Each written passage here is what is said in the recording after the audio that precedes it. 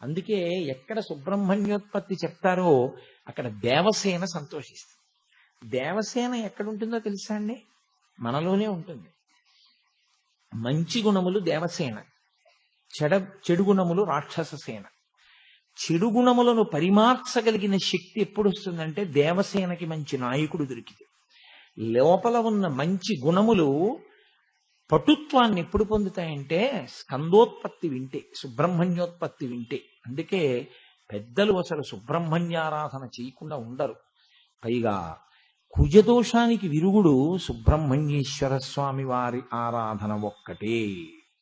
అంత గొప్పది ఆయన ఆరాధన. మహాసైన్యం ఉన్నవాడు, దేవతా సైన్యం ఉన్నవాడు సుబ్రహ్మణ్యుడు. ఆయన తండ్రి పరమశివుడు. ఆ మాట చెప్తే పొంగిపోతాట. కొడుకు వృద్ధిలోకి వచ్చాడనుకోండి,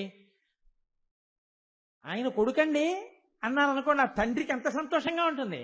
పరమేశ్వరుడికి పొంగు ఉండదు, కుంగు ఉండదు. కానీట సుబ్రహ్మణ్యుడి తండ్రి అండి అంటే మాత్రం అవునండి అని ఇలా పొంగిపోతాట. కాబట్టి అటువంటి సుబ్రహ్మణ్యేశ్వరుడి వృత్తాంతం ఇవాళ చెప్పబడితే నా తల్లిదండ్రులు పార్వతీ పరమేశ్వరులు ఎంత పొంగిపోతారు. పైగా వినాయకుడికి అపారమైన ప్రీతి అన్నగారికి తమ్ముడంటే. ఎందుకో తెలుసా అండి? సుబ్రహ్మణ్యేశ్వర స్వామి తన జీవితంలో తను సాధించుకోలేకపోయింది ఒక్కటే ఉంది. ఏమిటో తెలుసా అండి? వల్లిని పెళ్లి చేసుకోలేకపోయాడు. అంత తొందరగా దొరికేదైతే వల్లి ఎందుకు అవుతుంది? అలా దొరకనిది మహా చక్కటి కుటుంబంలో పుట్టేది కాబట్టే వల్లి అవుతుంది. కాబట్టి వల్లిని పెళ్లి చేసుకుందామని సుబ్రహ్మణ్యుడు వెంపర్లాడాడు. కానీ ఆమె ఆయన వంక చూడ్డానికి కూడా ఇష్టపడలా. వాల్మీకి మహర్షి రామాయణ రచన చేస్తూ కుమార సంభవం అన్న మాట వాడారు బాలకాండలో. ఆ కుమార సంభవం అన్న మాటని తీసుకుని కాళిదాస మహాకవి కుమార సంభవము అనే కావ్యాన్ని ఇచ్చాడు. కానీ పారాయణ చేసినప్పుడు ప్రత్యేకించి గర్భిణీ స్త్రీలు, అడ్వాన్స్డ్ స్టేజ్ ఆఫ్ ప్రెగ్నెన్సీ అంటాం కదండి, 5వ నెల దాటిన తర్వాత తప్పకుండా చదవవలసినది, తప్పకుండా వినవలసినది షణ్ముఖోత్పత్తి. అది కాళిదాసకృత కుమార సంభవం కాదు. రామాయణంలో బాలకాండలో చెప్పినటువంటి కుమార సంభవం. షణ్ముఖోత్పత్తి ఏది ఉందో 2 సర్గల్లో మాట్లాడతారు మహర్షి. దాన్నే పారాయణ చేస్తారు. దాని పారాయణ చేత గర్భస్థమైనటువంటి శిశువు చాలా తేజోవంతుడవుతాడు. ఆయన ఈశ్వరానుగ్రహాన్ని పొందుతాడు. అందుకే ప్రత్యేకించి ఎవరు వింటారంటే సుబ్రహ్మణ్యోత్పత్తిని పిల్లలు లేని వాళ్ళు తప్పకుండా వింటారు. సరే, ఇప్పుడు నేను సభాముఖంగా దాని గురించి చెప్పదలుచుకోలేదు. కానీ కొడుకులు లేని వాళ్ళు ఏం చేస్తే కొడుకు పుట్టే అవకాశం ఉంటుంది అంటే దాని గురించి వరాహ పురాణంలో అగస్త్య మహర్షి ఒక వ్రతాన్ని నిర్దేశం చేశారు. ఎవరిని పూజ చెయ్యాలో కూడా ఆయన రూపకల్పన చేసి చెప్పారు వ్యాస భగవానుడు. చాలా అద్భుతంగా ఉంటుంది ఆ మూర్తి. బహుశः మీకు ఎక్కడ దొరకదు కూడా. అటువంటి మూర్తిని ఒకదాన్ని ఆయన చెప్పారు. దానికి ఆయన పుత్రవ్రతము అని పేరు పెట్టారు. ఆ వ్రతం ఎవరైనా చేస్తే కొడుకు పుట్టి తీరుతాడు అని వ్యాసుడు అభయం ఇచ్చారు వరాహ పురాణంలో. అలాగే షష్ఠి తిథి నాడు ఎవరైనా సుబ్రహ్మణ్యోత్పత్తిని విన్నా, చదివినా, పారాయణ చేసిన వాళ్ళు పరిపూర్ణమైనటువంటి సుబ్రహ్మణ్యానుగ్రహాన్ని పొందుతారు. ఆ అనుగ్రహాన్ని పొందితే ఏమవుతుందంటే పిల్లలకి ఏ విధమైనటువంటి ఆపదలు రావు, బిడ్డలు రక్షింపబడతారు. బిడ్డల రక్షణ కోరుకునే వాళ్ళు తప్పకుండా షణ్ముఖోత్పత్తిని వినాలి. కాబట్టి షణ్ముఖోత్పత్తి మాత్రం అంత తేలికైన విషయం కాదు. ఎన్ని మలుపులు తిరిగిపోయిందో అసలు. మొట్టమొదటిసారి వింటున్న వాళ్ళైతే సుబ్రహ్మణ్యోత్పత్తిని అంతా వినేశాక మళ్ళీ చెప్పు అంటే కొంచెం తడబడతారు కూడా. అన్ని మలుపులు తిరుగుతుంది. అందుకే అసలు ఆయన ఆవిర్భావ సమయమునందు మొత్తం దేవతలతో సహా ఈ లోకమంతా ఉత్కంఠతో చూసింది. అంత ఉత్కంఠ ఉత్కంఠ అంటే ఉత్ అంటే తలలెత్తడం, కంఠ అంటే ఇలా. అంటే అయ్య బాబోయ్ ఏమవుతుందో అని దేవతలతో కలిపి ప్రపంచం అంతా ఇలా చూసింది. జరుగుతుందా జరగదా అని. దేవతల అస్తిత్వం కాదు, ప్రపంచము యొక్క అస్తిత్వమే ప్రశ్నార్థకమైంది ఆయన పుట్టకపోతే. అంతటి మహానుభావుడే.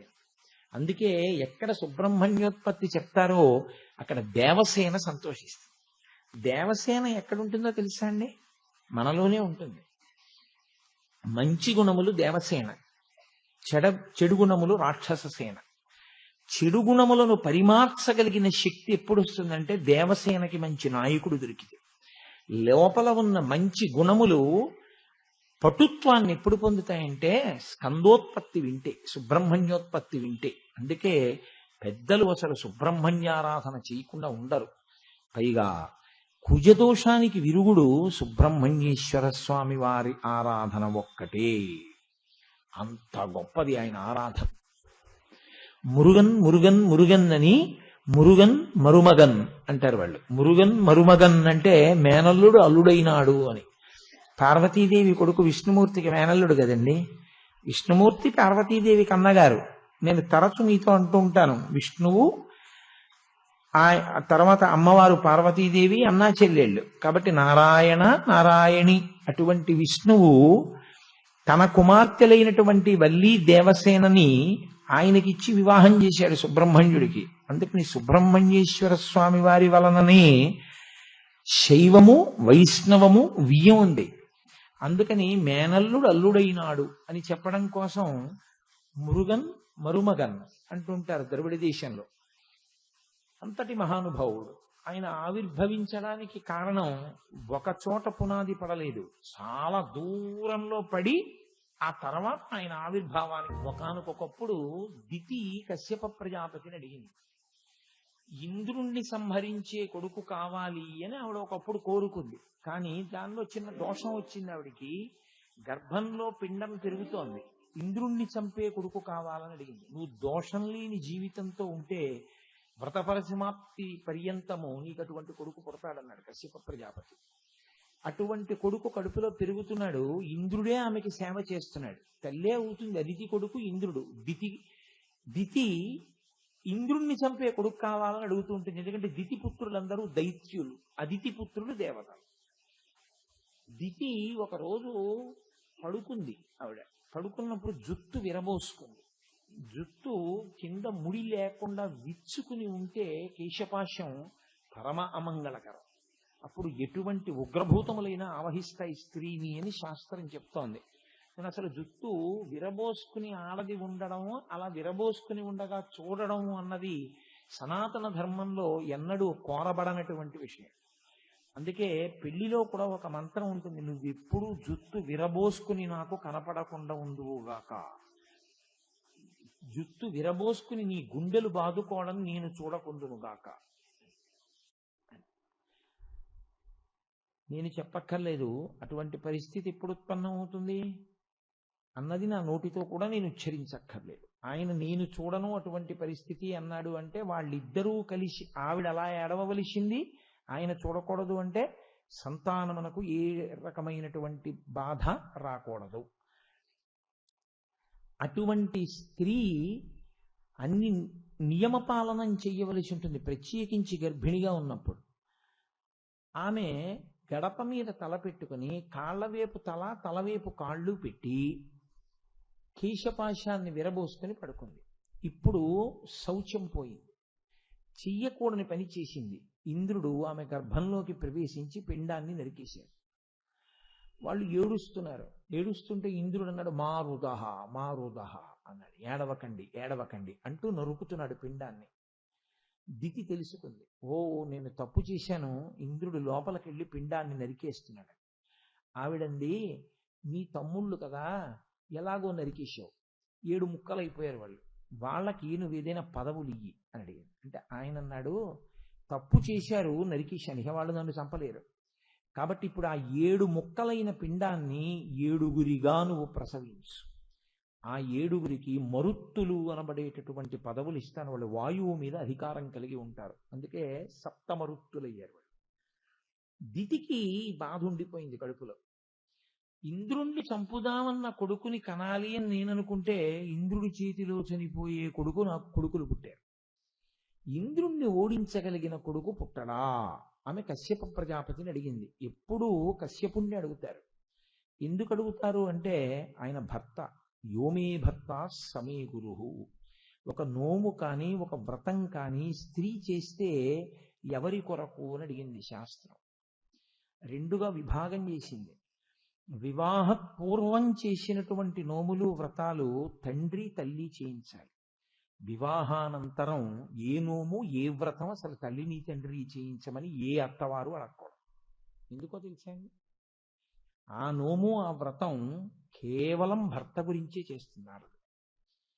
కేవలం భర్త గురించి చేస్తుంది కాబట్టి స్వచ్ఛందంగా పుట్టింటి వారు చేయిస్తారు ఒక్కొక్కసారి. ఎందుకంటే కూతురికి చతుర్థి విభక్తి వేసి కన్యాదానం చేయరుగా, వాళ్ళ పిల్లై, అందుకని అధికారం ఉంటుంది, చేయిస్తారు.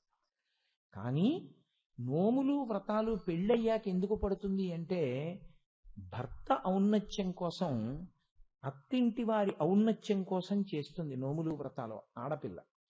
వివాహ పూర్వం మంచి భర్త కోసం చేస్తుంది. మంచి భర్త కోసం తండ్రి గారు చేయిస్తాడు. భర్త ఔన్నత్యం కోసం, తన వంశం ఔన్నత్యం కోసం మామగారు చేయిస్తాడు. అందుకని వివాహానంతరం కోడలితో మంచి నోములు వ్రతాలు చేయించవలసినటువంటి కర్తవ్యనిష్ట మామగారిది. అందుకని ఇప్పుడు దితి కూడా నోము చెయ్యాలి, ఒక వ్రతం పట్టాలి. ఇంద్రుణ్ణి ఓడించగలిగిన కొడుకు కోసం ఎవరిని అడగాలి?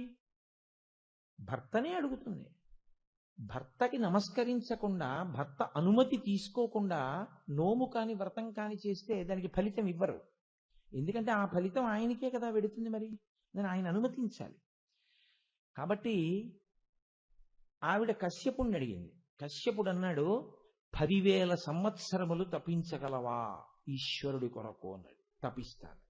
అయితే తపించు. ఆయన తపస్సుకి మార్గం చెప్పాడు. ఆవిడ 10,000 సంవత్సరములు తపించింది.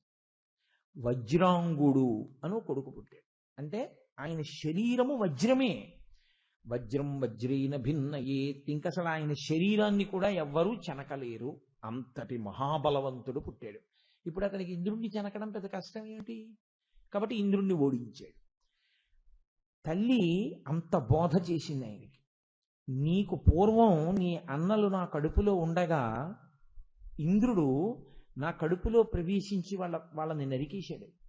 కాబట్టి నువ్వు ఇంద్రుణ్ణి ఓడించాలండి. ఆయన వెళ్ళి ఇంద్రుణ్ణి ఓడించి ఇంద్రుణ్ణి తీసుకొచ్చి కారాగారంలో పెట్టాడు. ఇప్పుడు దేవలోకం పరిస్థితి, సృష్టిని అలా ఉంచడం కోసం చతుర్ముఖ బ్రహ్మగారు కశ్యప ప్రజాపతితో కలిసి వచ్చాడు. కశ్యప ప్రజాపతి బ్రహ్మజ్ఞాని. ఆయనది తండ్రితనం అయినా ఆయనది ఎలా ఉంటుందో తెలుసా అండి?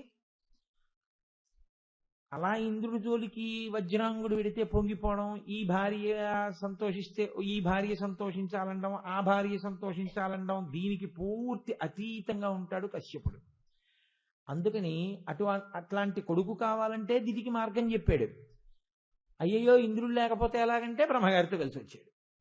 కలిసి వచ్చి వజ్రాంగుణ్ణి అడిగాడు, ఇంద్రుడికి బంధించేవేమిట్రా?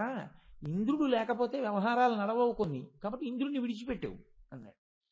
ఆయన అన్నాడు, ఇంద్రుణ్ణి ఓడించాలనుకున్నాను, ఓడించాను. ఇంద్రుణ్ణి కారాగారంలో పెట్టాలనుకున్నాను, పెట్టాను. ఇప్పుడు నా కీర్తి నాదేగా, ఇంద్రుణ్ణి ఓడించేశానని. కానీ ఎలాగో వచ్చారు, బ్రహ్మగారు వచ్చారు, మహానుభావుడు కశ్యప ప్రజాపతి వచ్చారు. నాకు తత్వజ్ఞానం వచ్చేటట్టుగా నన్ను అనుగ్రహిద్దురు అన్నాడు. చాలా గొప్ప మాట కదండి. ఒక రాక్షసుడు అట్లాంటి మాట అడగడం చాలా ఆశ్చర్యకరం. ఇంద్రుడి యొక్క ఓటమి పూర్తవగానే వజ్రాంగుని యందు అటువంటి భావన పడసూపింది. బహుశా ఆమె తపస్సు కారణం, కశ్యప ప్రజాపతి యొక్క వీర్యము కారణం. కాబట్టి ఇప్పుడు నాకు తత్వజ్ఞానం కావాలని బ్రహ్మగారిని అడిగాడు. బ్రహ్మగారు అన్నారు, నీకు తత్వజ్ఞానం కావాలి అంటే అసలు ముందు ఒక్కటే మార్గం, సత్వగుణావలంబకుడవు కావాలి. ఎప్పటికప్పుడు రజోగుణాన్ని తమోగుణాన్ని పరిశీలించి చాలా జాగ్రత్తగా దూరం చేస్తూ ఉండాలి. అలా సత్వమునందు నిలబడితే తత్వము ప్రకాశిస్తుంది అన్నాడు. ఆయన సత్వమునందు నిలబడి రజోగుణాన్ని తమోగుణాన్ని విడిచిపెట్టే ప్రయత్నం ప్రారంభం చేశాడు. కాబట్టి కోరిక అసలు పెట్టుకోవడం మనిషి. ఇప్పుడు ఆయనకి ఇంద్రుణ్ణి జయిద్దాం కోరిక లేదు, ఈ కామ్యములు అనుభవిద్దాం ఆయనకి కోరిక లేదు. ఎప్పుడు ఈశ్వరుణ్ణి ఆరాధన చేస్తూ ఉంటాడు. ఒక ఋషి జీవితాన్ని ప్రారంభం చేశాడు వజ్రాంగుడు. ఆయన మారాడేమో కానీ ఆయన భార్య వరాంగి అని ఉంది, ఆవిడకి మార్పు రాలేదు. లోకంలో చాలా చిత్రంగా ఉంటాయి అనుబంధాలు. ఇప్పుడు ఒకరితో కలిసి జీవితాన్ని పంచుకోవడం వల్ల ఆయన పొందినటువంటి అనుగ్రహాన్ని ఆవిడ కూడా పొందుతుందా అంటే చెప్పడం కష్టం. ఒక్కొక్కసారి భర్త చాలా గొప్పవాళ్ళ కనపడతాడు, కానీ అసలు నిజంగా పరిణతంతా భార్య ఎందు ఉంటుంది. ఆవిడ పొందిన స్థితిని ఆయన పొందలేడు. తిరు నీలనక్క నాయనార్ జీవితం అలా ఉంటుంది. రామదాసు గారి జీవితం మొదట చెప్పినట్టుంటుంది. రామదాసు గారికి అన్నం పెట్టింది, రామదాసు గారి వెంటుంది, కష్టసుఖాల్లో పాలు పంచుకుంది.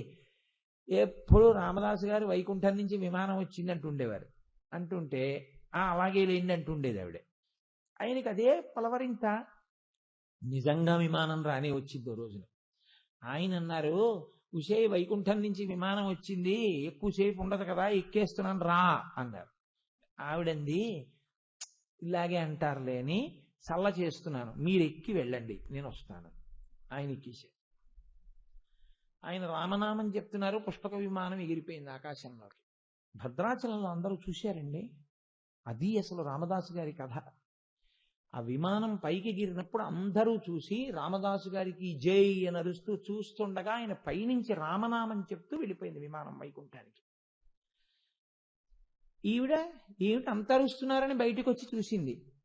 అందరికీ నమస్కారం చేస్తూ రామదాసు గారు వెళ్ళిపోయారు. అప్పుడు ఆవిడ కింద పడి ఏడిచింది. అరే, ఆయనతో కలిసి జీవితం పంచుకున్నాను, బిడ్డల్ని కన్నాను, అన్నం పెట్టాను, ఎప్పుడూ చెప్పేవారు, వినలేదు, చిట్ట చివరి వెళ్ళిపోయారు. ఆయనతో వెళ్ళలేకపోయాను. ఇప్పుడు బాధపడి వెళ్ళి భద్రాచలం కొండ మీద రామచంద్రమూర్తి సన్నిధానంలో పడి ఏడ్చింది. ఆయన అన్నారు, ఇప్పటికిప్పుడు నిన్ను తీసుకెళ్ళడం కుదరదు, నీ కర్మ పరిపక్వం అవ్వాలిగా, సేవిస్తుండు, నీ కొడుకు కొంత పెద్దవాడయ్యాక నిన్ను కూడా అనుగ్రహిస్తానన్నారు. అలా అనుగ్రహించారు అని నేను పరిసమాప్తి చేయవలసి ఉంటుంది. సరే, తిరునీలనక్కనాయనార్ విషయంలో భార్యకున్న పరిణితి భర్తకి లేదు. అదో గమ్మత్తు. నీలనక్క నాయనార్ రోజు శివలింగాన్ని అభిషేకం చేసేవారు. ఓ రోజు ఆయన కళ్ళు మూసుకుని పూజంతా అయిపోయిన తర్వాత గంధం పెట్టి విభూతి పెట్టి బొట్టు పెట్టి కూర్చుని పంచాక్షరి చేస్తున్నాడు. ఈలోగా శివలింగం మీద సాలెపురుగు పాకుతోంది. ఆయన కళ్ళు విప్పి చూసి, అరెరెరే సాలెపురుగు పాకుతోందని సాలెపురుగుని ఇలా తోహేశాడు. భార్య చూసింది, తిరునీలనక్క నాయనార్ భార్య. ఆవిడ గబగబా ఏం చేసిందంటే అరిచేతిలో ఉమ్ములు వేసుకుని ఆ ఉమ్ము తీసి శివలింగానికి రాసేసింది. ఆయన అన్నాడు, నా ప్రాణంతో సమానం శివుడు, నేను నిరంతర శివార్చన శీలుణ్ణి, అటువంటి శివభక్తి ఉన్నవాణ్ణని తెలిసి చేతిలో ఉమ్ములు వేసుకుని శివలింగానికి రాశావు. ఈ క్షణంలో నీతో ఇక నేను నా అనుబంధాన్ని కొనసాగించకూడదు అన్న నిర్ణయానికి వచ్చాను. వదిలేయడం అన్నమాట లేదుగా సనాతన సంప్రదాయంలో. కాబట్టి నీవు వెళ్ళి పెరట్లో ఉంటూ, నేను ఇక్కడ ఉంటాను, ఇక మన ఇద్దరం మాట్లాడుకోవద్దు అన్నాడు. ఆవిడ వెళ్ళిపోయింది పెరట్లోకి. వెళ్ళిపోయి పెరట్లో ఒక ఇంట్లో ఉంది ఆవిడ. ఈయన పడుకున్నాడు. రాత్రి పడుకుంటే శివుడు దర్శనమిచ్చాడు. ఎవరికి? తిరునీలనక్క నాయనారికి దర్శనమిచ్చాడు. దర్శనమిచ్చి అన్నాడు, చూశావా నా ఒళ్ళంతా ఎంత దద్దుర్లెక్కిందో, సాలెపురుగులో విషం ఉంటుంది, నీ మానాన్ని నువ్వు కళ్ళు మూసుకుని ధ్యానం చేశావు, నా ఒంటి మీద అంతా సాలెపురుగు పాకింది. సాలెపురుగు విషానికి ప్రథమ వైద్యం ఉమ్ము రాయడమే. మీ ఆవిడ నా ఒంటి మీద విషం ఎక్కుతుంది, దురద పెడుతుందేమో, పొక్కులు ఎక్కుతాయేమో అని ఉమ్ము రాసింది. మీ ఆవిడ ఉమ్ము రాసిన చోట పొక్కులు ఎక్కలేదు, మీ ఆవిడ ఉమ్ము రాయిని చోట్ల ఒళ్ళంతా పొక్కులు ఎక్కింది. రక్షించుకోవాలన్న తాపత్రయంలో నా మీద ప్రేమతో ఉమ్ము రాసిన నీ భార్య గొప్పదా, ఉమ్ము రాసిందని భార్యని పెరట్లో ఉండమన్న నువ్వు గొప్పవాడివా, ఎవరు నిజమైన భక్తులని అడిగాడు. ఆయన వెంటనే లేచి పెరట్లోకి వెళ్ళి భార్యకి క్షమార్పణ తెచ్చి తీసుకొచ్చి భార్యతో కలిసి సహజీవనం చేశాడు. ఇంత భక్తుడనుకున్న నీలనక్క నాయనార్ 63 మంది నాయనార్లలో ఒకడు అవడానికి కారణం భార్య యొక్క పరిణతి. పెరియ పురాణంలో ఒక నాయనారు వృత్తాంతంగా చెప్తారు దీన్ని. కాబట్టి భార్యతో కలిసి ఉండి భర్త పొందుతాడా, భర్తతో కలిసి ఉండి భార్య పొందుతుందా? అలా చెప్పడం కష్టం. ఎవరి పరిణతి వారిది, ఎవరి ఉన్నతి వారిది. అలా ఒకరితో ఒకరు కలిసి ఉన్నారని, ఒకరు పొందిన అభ్యున్నతి వారు పొందాలి అని తీర్పులు చెప్పడం కష్టం. ఎవరు ఆంతరమనందు పైనున్నారో ఎవరికి తెలుసు? కాబట్టి కశ్యప ప్రజాపతి ఎలా చెప్పాడో అలా ఈమె చేసిన చివరకు వచ్చేటప్పటికేమైంది? ఇంత మార్పు చెందినటువంటి వజ్రాంగుడు సత్వగుణావలంబకుడైన బ్రహ్మగారు చెప్పారని వరాంగికి మాత్రం మార్పు రాలేదు. ఎక్కడి నుంచి వెళ్ళానో అక్కడికి రావాలి ఉస్మండి మీరు కూడా. నేను ఎక్కడి నుంచి వెళ్ళిపోయాను? వజ్రాంగుడు మారడం, వరాంగి మారకపోవడం దగ్గర మారాను. మీరు అక్కడికి రండి మళ్ళీ. కాబట్టి ఇప్పుడు ఒకనాడు వరాంగిని ఆయన అడిగాడు, నీకేం కావాలి అని అడిగాడు. అడిగితే ఆవిడంది, నేను ఒక కోరిక కోరుతాను, నాకు నువ్వు అటువంటి కుమారుణ్ణి అని. ఎటువంటి కుమారుడు కావాలి? అపారమైనటువంటి బలపరాక్రమములున్నవాడు. సరి, హరిని బాధ పెట్టగలిగిన వాడు. ఆయన పేరు చెప్తే శ్రీ మహావిష్ణువు బాధపడాలి. 3, సమస్త దేవతలను పీడించగలిగినటువంటి వాడు. అలాంటి కొడుకు కావాలి.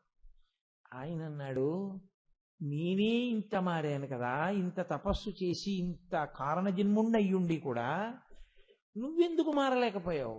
ఇలాంటి కొడుకు కావాలంటావేమిటి? సరే, ఎవరి కర్మ వాడిది. నా కర్తవ్యం నేను చేసేస్తే అయిపోలా? నీకు అటువంటి కొడుకునివ్వాలి, అంతే కదా. కాబట్టి ఇప్పుడు నా తేజస్సు అటువంటి శక్తిని పొందాలి. ఆయన వెళ్ళి బ్రహ్మగారి గురించి తపస్సు చేశారు. ఆయనది కాదు కోరిక, మీరు జాగ్రత్తగా పట్టుకోవాలి. భార్య కోరికని కర్తవ్యతానిష్టతో తీరుస్తున్నాడు. బ్రహ్మగారు ప్రత్యక్షం అయ్యారు. ఏం కావాలన్నారు. వరాంగి ఏవడిగిందో అవే అడిగాడు. అలాంటి కొడుకే పుడతాళ్లే అన్నాడు. ఆయనే తారకాసురుడు. ఆయన పుట్టినప్పుడు ఎన్ని దుశ్శకునములు కనపడ్డాయో లోకంలో. ఆయన పరిస్థితి చూసి, ఆయన వెలుతురు చూసి, ఆయన ప్రకాశం చూసి గబగబా వచ్చి కశ్యప ప్రజాపతి తారకుడు అని పేరు పెట్టాడు. తారక్ రాక్షసనామం, తారకాసురుడు. కాబట్టి అసుర పక్కకి చేరిస్తే తారకాసుర అయింది.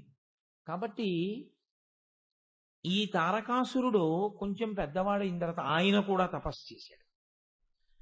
అసలే తండ్రి చేసిన తపస్సు వల్ల పుట్టినవాడు, అంత బలపరాక్రమవంతుడు. ఇది చాలదన్నట్టు ఆయన తపస్సు చేశాడు. బ్రహ్మగారు ప్రత్యక్షమయ్యారు. ఆయనకేం పక్షపాతం ఉండదుగా, తపస్సు చేస్తే వస్తాడు. ఏం కావాలన్నాడు. ఆయన చమత్కారమైన ప్రశ్న అడిగాడు.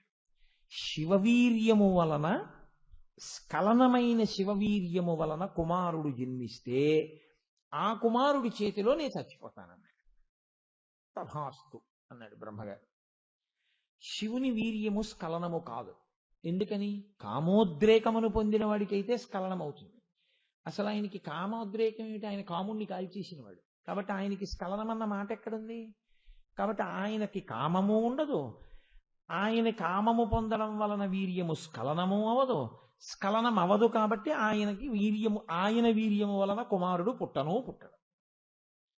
కాబట్టి తాను చావడు. ఇప్పుడు ధైర్యం వచ్చేసింది ఆయనకి. ప్రతివాడు ఏమనుకుంటాడంటే బలె బుట్టలో పెట్టాను బ్రహ్మగారిని అనుకుంటుంటాడు. బ్రహ్మగారు ఏముంది, హంసవాహనం ఎక్కి తుర్రు నిలిపాడు. ఇక ఈయన బయలుదేరాడు. వెంటనే పాపం అమాయక ప్రాణి ఇంద్రుడు దొరుకుతాడు. ఆయన దగ్గరికి వెళతారు. ఆయన్ని చిత్తక్షోభ పెట్టేస్తారు. ఆ స్వర్గలోకాన్ని ఆక్రమిస్తారు. ఇంకెక్కడి నుంచి నేనే దేవుణ్ణి, దేవుడు ఏమిటంటాడు. అల్లరి మొదలు పెడతాడు. అలాగే తారకాసురుడు మొదలుపెట్టాడు. చాలా పెద్ద మలుపు ఎక్కడ తిరిగిందో తెలుసా అండి? ఇప్పుడు ఈ తారకాసురుడు మరణించాలి. ఈ తారకాసురుడు మరణించాలంటే శివుడు అనురక్తి పొందాలి. శివుడు ఎవరి యందు అనురక్తి పొందుతాడు? కేవలము అమ్మవారి యందు మాత్రమే. అమ్మవారేది లేదు. దక్ష ప్రజాపతి కుమార్తెగా దాక్షాయిణిగా ఉండగా దక్షుడు చేసినటువంటి అవమానాన్ని, అంటే భర్తృనిందని సహించలేక శరీరాన్ని విడిచిపెట్టింది. కాబట్టి ఇప్పుడు శక్తి స్వరూపం ఒక శరీరంతో లేదు. అసలు శక్తి స్వరూపం శరీరంతో లేనప్పుడు అసలు ఆయనకి భార్య ఎందే కామం ఉన్నవాడు కాడు. ఇంకా పరస్త్రీ ఎందుకు కామం ఏమిటి? కాబట్టి ఇంకా ఆయనకి కొడుకు ఎలా పుడతారు? కాబట్టి ఇప్పుడు మళ్ళీ ఆదిశక్తి స్త్రీగా స్వరూపాన్ని పొందే వరకు దేవతలు ఎదురు చూడాలి.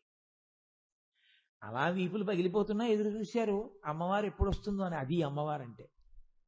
నా తల్లి ఆవిర్భావమే కారుణ్యం.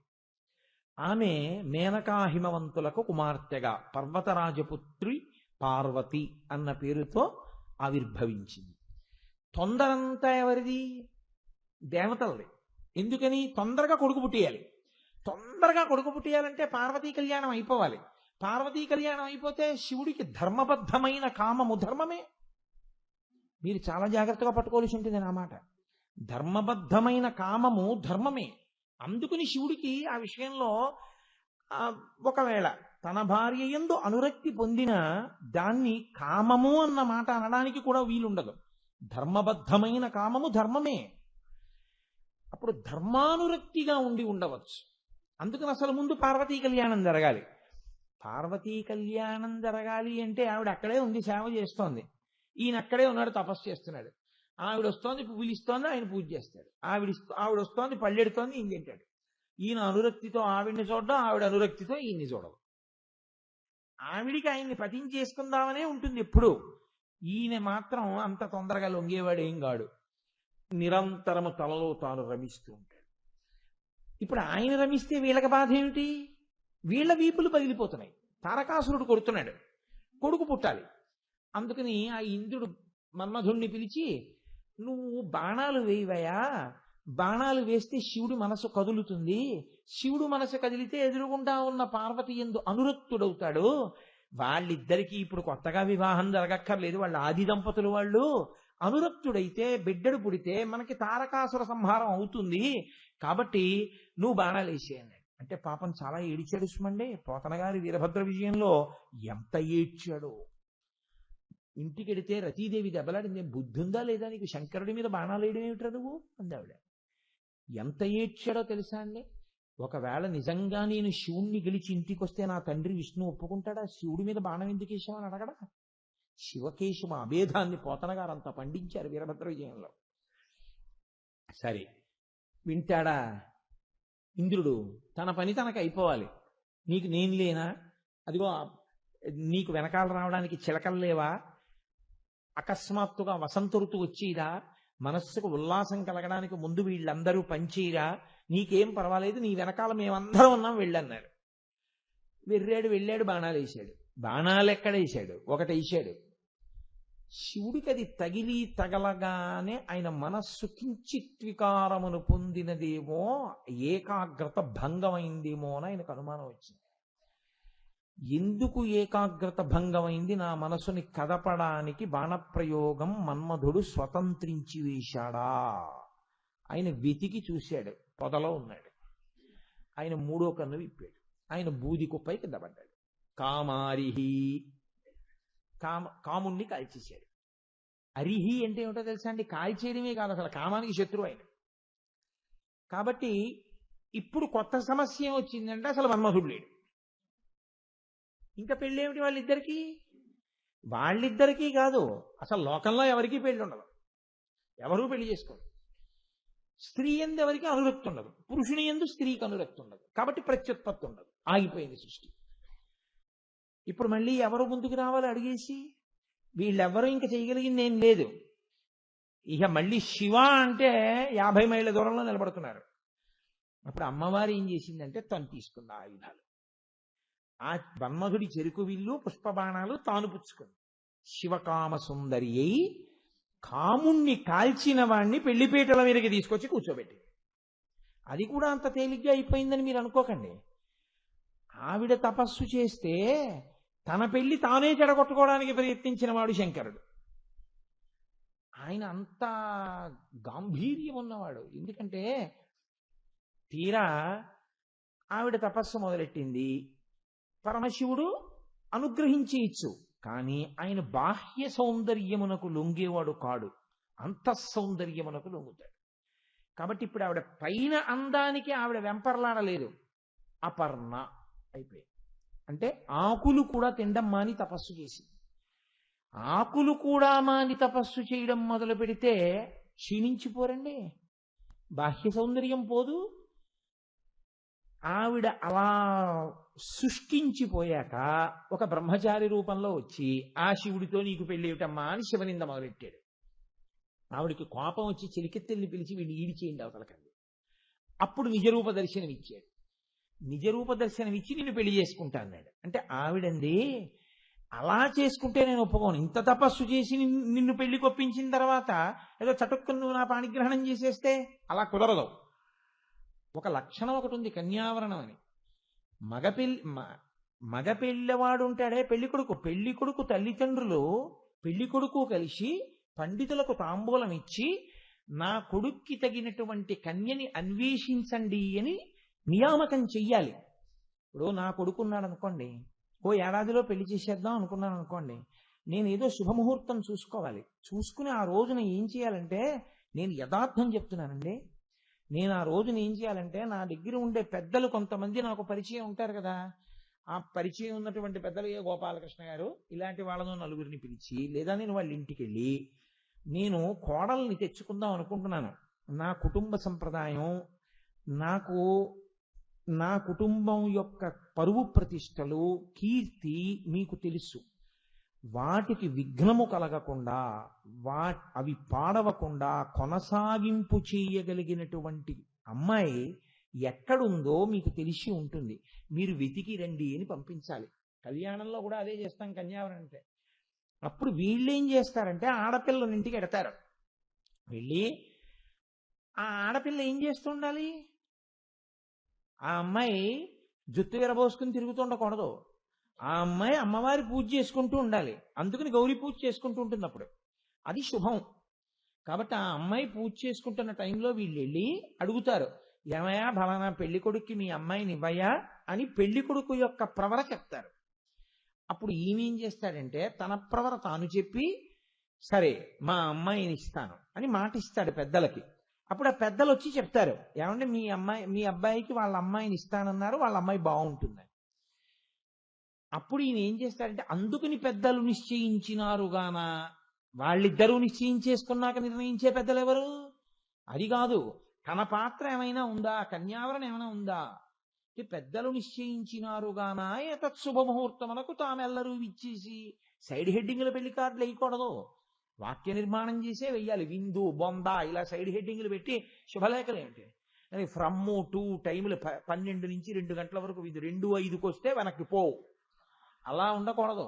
మంగళప్రదంగా ఉండాలి. మంగళం మహత్ 5 శ్రీకారములతో పూర్తి చేస్తారు. కాబట్టి శంకరుడి వివాహం కూడా అంతే, అలాగే జరగాలన్నాడు. ఆయన అన్నాడు, అలాగే సప్తర్షుల్ని పంపిస్తాను అన్నాడు. ఆ ఋషుల్ని పిలిచాడు, నా కోసం అమ్మాయిని అడగండాయా, ఎక్కడుందో మీరు వెతకక్కర్లేదు, నేనే చెప్తానులే, హిమవంతుడి ఇంటికి వెళ్ళి అడిగిరండి, అక్కడ ఉంది, ఆదిశక్తి అక్కడ పుట్టింది ఇప్పుడు అన్నాడు. అంటే వాళ్ళు అన్నారు, వెడతాం కానండి, ఓ చిన్న మాట అన్నారు. ఏమిటన్నాడు. తీరా మేము వెళ్ళిన తర్వాత హిమవంతుడు సంతోషపడిపోడు, శివుడు అల్లుడవుతాడంటే సంతోషపడిపోయి పిల్లనిచ్చేస్తాడు. అలా పిల్లనిచ్చేసాడు అనుకోండి, త్రికరణ శుద్ధిగా పరమేశ్వరుడికి కన్యాదానం చేసేస్తే ఆయనకి జన్మరాహిత్యం వస్తుంది, మోక్షానికి వెళ్ళిపోతాడు. మోక్షానికి వెళ్ళిపోతే హిమవత్ పర్వతం ఉండదు. హిమవత్ పర్వతం లేకపోతే మేము తపస్సు చేసుకోవడానికి స్థానం ఉండదు. కాబట్టి మీరు ఏం చేస్తారంటే, మేము పెళ్లికి ఒప్పిస్తాం, మేము వెళ్ళి అడుగుతాం, ఇచ్చేస్తానంటాడు. వాళ్ళు త్రికరణ శుద్ధిగా పెళ్లికి ఒప్పుకోనటువంటి స్థితిని మీరే కల్పించుకోండి అన్నారు. ఎవడైనా ఒప్పుకుంటాడండి. అది ఆయన సర్వలోకములను అనుగ్రహిస్తూ ఉంటాడు, పరమదయాళు. ఆయన అన్నాడు, అలాగే మీరు కుదర్చండి, వాళ్ళు మనస్ఫూర్తిగా పిల్లనివ్వకుండా నేను చేసుకుంటాను. పాపం వీళ్ళు వెళ్ళి ఒప్పించేశారు, వచ్చేశారు. తీరా పెళ్లివారు వస్తున్నారన్నారు. ఆ మేనకాది అత్తగారికి ముందు సంతోషం ఉంటుంది కదండి, అల్లుడు వచ్చేటప్పుడు మధుపర్కం ఆవిడేగా ఇచ్చేది, మరి అందుకని అంతఃప్రగమాక్షం మీదకి ఎక్కి నించుంది మేనకాదేవి. ఓ శివ కళ్యాణం అంటే మాటలేమిటి, హిమవంతుడి యొక్క బంధువులందరూ, ఆయన పర్వతం కాబట్టి పర్వతాలని బంధుమిత్ర సపరివార సమేతంగా రెండంటే ఎవరు వస్తారు? పర్వతాలకి కూతుళ్ళు నదులు, ఆ కూతుళ్ళకి భర్తలు అల్లుళ్ళు సముద్రాలు, ఉండేవాళ్ళు బంధుమిత్రులు ఋషులు, ఋషులకి శిష్యులు వాళ్ళ భార్యలు, భక్తులు సమస్త జనావళి. కాబట్టి పార్వతీ కళ్యాణానికి వెళ్ళనివాడు ఎవడు ఉంటాడు? క్రూర మృగాలు, లేళ్లు, జింకలు దగ్గర నుంచి కలుగులు పెట్టే ఎలకల వరకు శివ కళ్యాణానికి వెళ్ళిపోతాయి. పార్వతీ కళ్యాణానికి వెళ్ళవు, మరి పర్వతాల యొక్క పిల్లలేగా అవన్నీ. అందరూ బయలుదేరారు. అట్నుంచి ఆయన వెనకాతల మొత్తం దేవతలందరూ. మరి దేవతా సార్వభౌముడు ఆయన కళ్యాణానికి వెళ్లకుండా ఎవరుంటారు? మగ పెళ్లి వారి తరపున సమస్తం వచ్చేసారు, ఆడపెళ్లి వారి తరపున భూమండలంలో ఉన్న వాళ్ళందరూ వెళ్ళిపోయారు. అందుకే పార్వతీ కళ్యాణానికి భూమి వంగిపోయిందన్నారు. అందుకు అగస్త్యుణ్ణి పంపించవలసి వచ్చింది. సుబ్రహ్మణ్యోత్పత్తికి ఎంత కథ నడుస్తోందో మీరు చూచెదరు కాక. నేను పార్వతీ కళ్యాణం చెప్పట్లేదు, పార్వతీ కళ్యాణం చెప్తే ఇంకోలా చెప్తాను. కాబట్టి ఇప్పుడు పరమశివుడు వస్తున్నాడు, పెళ్లి కొడుకు చూడాలి. ఏదో పొద్దున్న కాసిన పాలు దాగి నించింది ఆవిడ గవాక్షంలో. వెళ్ళిపోతున్నారు. అదిగదిగదిగదిగో 4 ముఖాలతో ఉన్నాడు, వేదం చెప్తున్నాడు, హంసవాహనం మీద వెళ్తున్నాడు, పట్టుబట్ట కట్టుకున్నాడు. అబ్బో ఎంత బాగున్నాడో, ఆయనేనా మా అల్లుడంది. కాదులే అమ్మా, మీ అల్లుడికి భృత్యుడు కింకరుడు, ఆయనెంత, మీ అల్లుడు చాలా గొప్పవాడు. ఆయన వెళ్ళిపోయాడు. సూర్యుడు వచ్చాడు, చంద్రుడు వచ్చాడు, దేవతలు వచ్చారు, ఋషులు వచ్చారు, శ్రీ మహావిష్ణువు వచ్చారు, అందరూ వెళ్ళిపోతున్నారు. నారదుడు పక్కన నించున్నాడు. సాయంకాలం అయింది, తెల్లవారకట్ట నించున్నారు. ఎంతమంది వచ్చారో ఆలోచించండి. అదే పెద్ద పెరేడు కింద వెళ్ళిపోతున్నారు పెళ్లి మంటపంలోకి. ఏడయ్యా నా అల్లుడంది ఆవిడ. అడుగునమ్మా, వస్తున్నాడు, వెనకాతలు వస్తాడు, నీకు చూపిస్తానన్నారు. చిట్ట చివర దిగంబరుడై భూత ప్రేత గణాలని పెట్టుకుని ఒక ఆయన వెర్రినాట్యం ఆడుకుంటూ వస్తున్నాడు. ఆవిడ అడగలేదు ఈయనేనా మా అల్లుడని. నారదుడు అన్నాడు ఆయనే మీ అల్లుడని వెళ్ళిపోయాడు. ఆవిడేం చేసిందంటే ఇంకొక మారు చూసి తానే సిగ్గుపడిపోయి గబగబా కిందకెళ్ళి పార్వతీదేవినంది, నీకు వాడు దొరికాడే తపస్సు చేసి, ఇంకొకసారి పెళ్లి చేసుకుంటానాయన అన్నావు, నిన్ను చంపి నేను చచ్చిపోతానంది. యథార్థం అండి, పురాణంలో అలాగే ఉంది. ఆవిడ మనసు మార్చడానికి అరుంధతీదేవి పూనుకోవలసి వచ్చింది. ఇంత చేసినా ఆవిడకి అనుమానమే, ఎంత అందగాడిగా వచ్చాడో తర్వాత అసలు పెళ్లి కొడుకుగా వచ్చిన ఆవిడికి ఇంకా పాత విషయమే తిరుగుతోంది. ఎప్పుడన్నా మన ఇంటికి ఏ పండక్కోలా రాడు కదా అని భయమే. అందుకే త్రికరణ శుద్ధిగా కన్యాదానం చేయలేదు. చేయకపోవడం వల్ల హిమాలయ పర్వతాలు ఇంకా ఉన్నాయి. అందుకు మనం హరిద్వార్ ఋషికేశ్ వెళ్ళగలుగుతున్నాం, శివానుగ్రహం. లేకపోతే ఆయన హాయిగా కన్యాదానం బుచ్చేసుకుంటే హిమాలయాలు ఉండేవుగా ఉత్తర దిక్కున. అంతటి మహానుభావుడు. సరే అయింది పార్వతీ కళ్యాణం. ఇప్పుడు పార్వతీ కళ్యాణం అయిపోయి తారకాసురుడు అలాగే ఉన్నాడు ఉస్మండి, ఇప్పుడు కొడుతూనే ఉన్నాడు. పార్వతీ కళ్యాణం అయిపోయింది, మన్మధుణ్ణి ఆవిడ బతికించింది, లోకాలన్నీ ఉత్పత్తి అవుతున్నాయి, అంతా బాగుంది. తారకుణ్ణి చంపేవాడే పుట్టలేదు. ఇప్పుడు పార్వతీ పరమేశ్వరులిద్దరూ కూడా అంతఃపురంలో ఏకాంతమునందు క్రీడిస్తున్నారు. పురారామ కృతోద్వాహో నీలకంఠో మహాతపాః దృష్ట్వా చ స్పృహయా దేవీ మైథునాయోపచక్రమే అంటారు మహర్షి. ఎంత గొప్ప మాటలేస్తారో తెలుసా అండి. పురారామ కృతోద్వాహో నీలకంఠో మహాతపాః, 3 ముళ్ళు వీసిన తరువాత మాత్రమే కామానురక్తి కలిగింది శివుడికి. ఆవిడ ఆదిశక్తి అయినా ఎప్పటి నుంచో ఆయన భార్య అయినా ఇప్పుడు కూడా 3 ముళ్ళు వేస్తే తప్ప ఆయన కామంతో చూడటం. కాబట్టి ఇప్పుడు ఆమెను కామదృష్టితో చూసి ఆయన ఆమెతో క్రీడిస్తున్నాడు. అదే దేవతలకు కావాలి కదండి, కొడుకు పుట్టాలి కాబట్టి. అప్పటికి అలా వాళ్ళిద్దరూ క్రీడించడం మొదలుపెట్టి 100 దివ్య సంవత్సరాలు అయ్యాయి.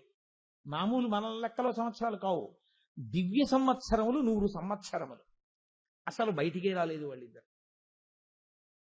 ఇంతలో దేవతలందరూ సభ పెట్టి బ్రహ్మగారి దగ్గరికి వెళ్ళారు. వాళ్ళు ఏమంటారని మనం అనుకుంటాం. వాళ్ళు ఏమనాలి? అయ్యా 100 దివ్య సంవత్సరములు అయిపోయాయి, ఇప్పటికి పార్వతీ పరమేశ్వరులు ఇంకా బయటికే రాలేదు. ఆవిడ గర్భం ఎప్పుడు ధరిస్తుంది, ఆవిడికి పిల్లాడు ఎప్పుడు పుడతాడు, ఎప్పుడు మా వీపులు మళ్ళీ బాగుపడతాయి అని కదా అడగాలి. వాళ్ళన్నారు బ్రహ్మగారితో, విచిత్రమైనటువంటి ఆలోచన వచ్చింది దేవతలకి. ఊరే పరమశివుడు మహాభూతం, మహాభూతం అంటే పిశాచాలవి అనుకోకండి, అద్భుతమైనటువంటి స్థితి. ఆ తేజస్సు అనన్య సామాన్యం. దానికి తోడు ఆదిశక్తి, ఆమె అనన్య సామాన్యం. ఇప్పుడు ఈ 2 కలిస్తే చూడ్డానికి కళ్ళు చాలవు. మీరు చూడండి, ఎప్పుడైనా మేఘం మీద సౌదామిని వచ్చింది అనుకోండి, అందంగా ఉంటుందేమో, మీరు చూడగలరా? కాసేపు కళ్ళు దెబ్బతింటాయి, చూడలేరు మెరుపుని.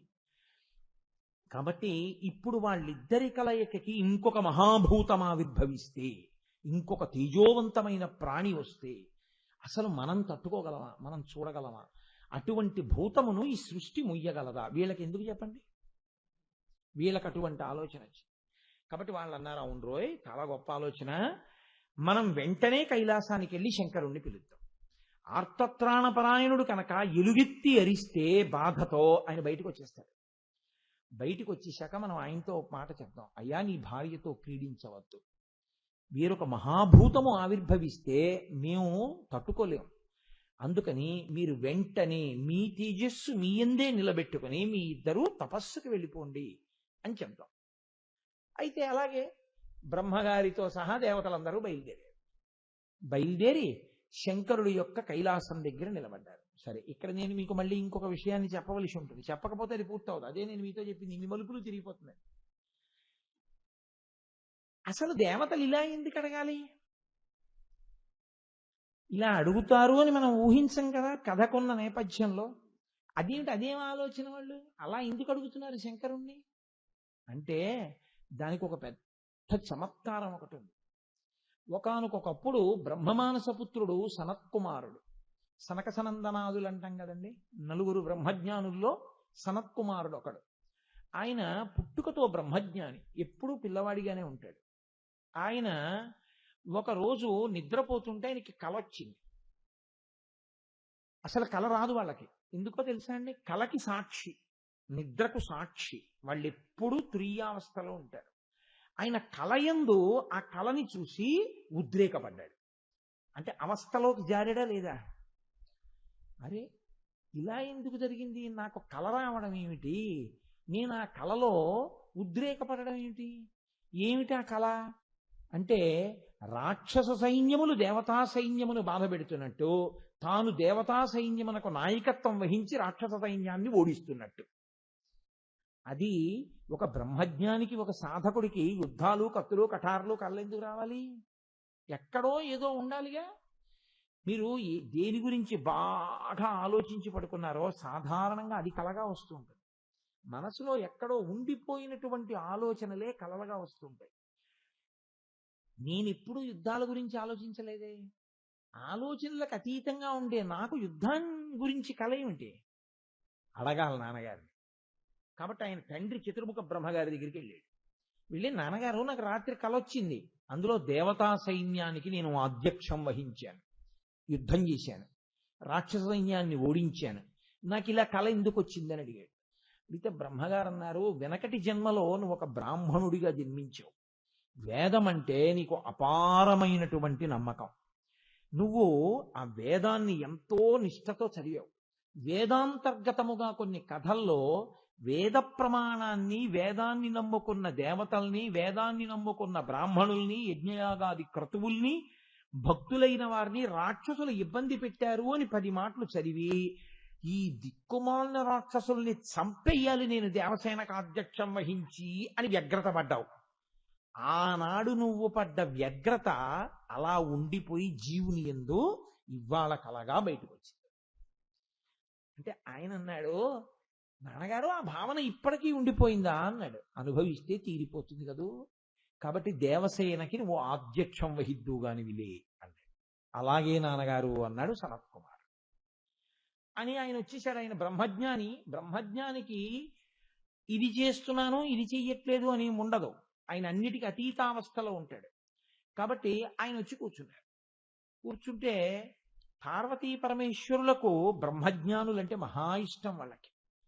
కాబట్టి వాళ్ళిద్దరూ అసుర సంధ్య వేళలో వెళ్ళిపోతూ ఆ సనత్కుమారుడున్న చోట దిగారు. ఆయనకి ఈశ్వరుడు ఒకటే, పిశాచము ఒకటే, ఆయనకి ద్వంద్వములు తెలియవు. అందుకని ఆయన ఒకసారి ఇలా చూసి తన పని తాను చేసుకుంటుంటే పార్వతీ పరమేశ్వరులు అన్నారు, మేమిద్దరం పార్వతీ పరమేశ్వరులం, ఆది దంపతులం, మేము వస్తే లేచి నమస్కారం చేయవా అని అడిగారు. ఆయన అన్నాడు, నాకు అసలు లోకంలో ఉన్నది ఒక్క పరమాత్మ తప్ప ఇంకొకటి తెలియదు, కాబట్టి పార్వతీ పరమేశ్వరులు వస్తే అంతకన్నా ఇంకా తక్కువ ప్రాణి ఒకటి ఉంటుంది, ఆ తక్కువ ప్రాణి లేచి నమస్కారం చెయ్యాలని నాకు తెలియదు, ఉన్నది మీరేగా అంతటా, ఎవరెవరికి నమస్కరిస్తారు, అంతటా ఉన్నది అదొక్కటే అన్నాడు ఆయన. అంత బ్రహ్మజ్ఞానంలో ఉంటాడు. పార్వతీ పరమేశ్వరులు చాలా సంతోషించారు. అబ్బా, ఏమి నిష్ఠాగరిష్ఠుడురా, ఏ స్థితిని పొందాడురా అని. వాళ్ళన్నారు, ఒక వరం కోరుకో అన్నారు. ఆయన అన్నాడు, వరమా? ఏం కోరుకోను, నాకేమైనా కోరుకుంటే కదా కోరుకోవడానికి, సమస్త కోరికలకి అతీతమైన స్థితిలో ఉన్నవాడు ఆయన, నాకేం కోరిక లేదు, మీకేమైనా ఉంటే చెప్పండి ఇస్తానన్నాడు. అంటే శంకరుడు ముచ్చటపడ్డాడు. ఇంత బ్రహ్మజ్ఞానం ఎక్కడ పుడతాడు అని ఆయన అన్నాడు, నాకు కొడుకు అవు అన్నాడు. అంటే సనత్కుమారుడు అన్నాడు, నీకే కొడుకునవుతాను అన్నాడు. అంటే పక్కనున్న పార్వతీదేవి అంది, ఏమిటి నీకే అంటున్నావు ఏమిటి? ఆయనకి కొడుకైతే నాకు కొడుకే, నాకు ముచ్చట ఉండదేమిటి నీలాంటి కొడుకుని కనాలని? ఆయనకే అంటున్నావేమిటి అంది. ఆయన అన్నాడు, అమ్మా ఏమనుకోకు, నన్ను అనుగ్రహించు తల్లి, నువ్వు జగదంబవే కావచ్చు, ఈశ్వరపుత్రుడిగా వస్తాను, తేజోంశలో వస్తాను, అయోనిజుడిగా వస్తాను. ఎంత నువ్వు జగదంబమైనా నీకు కొడుకునవుతానంటే నీ కడుపులో పడుకోవద్దమ్మా, అధోముఖంగా వేలాడద్దు, యోని సంభవుడను కావద్దు.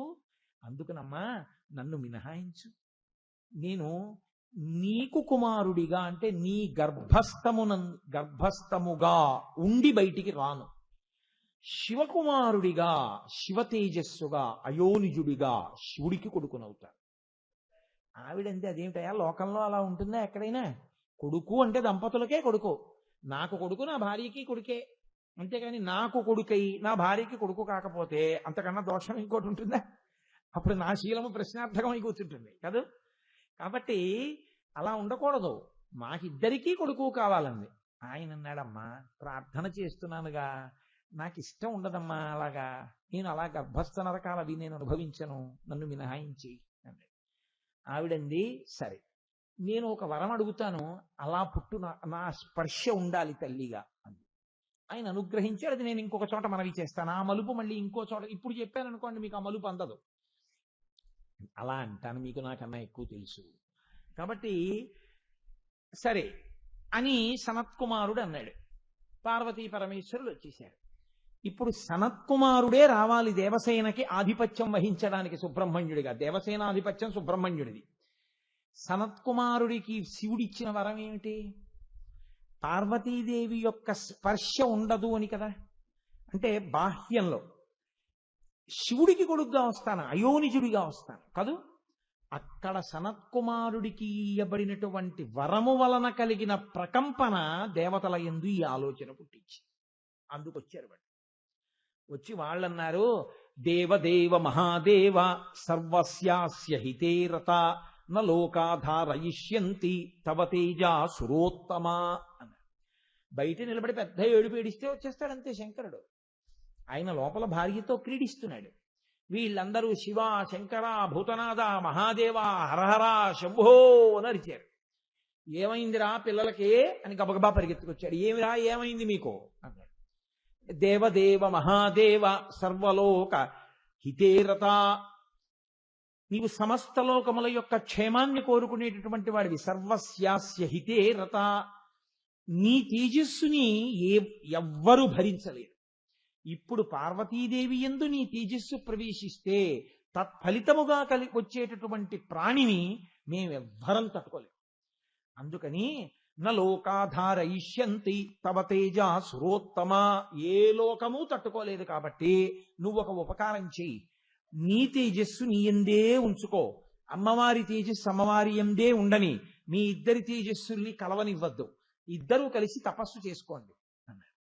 ఆయన అన్నాడు, రే మీ అందరికీ అదే ఇష్టమైతే అలాగే చేసుకుంటాను రా, ఆ భార్యతో క్రీడించను.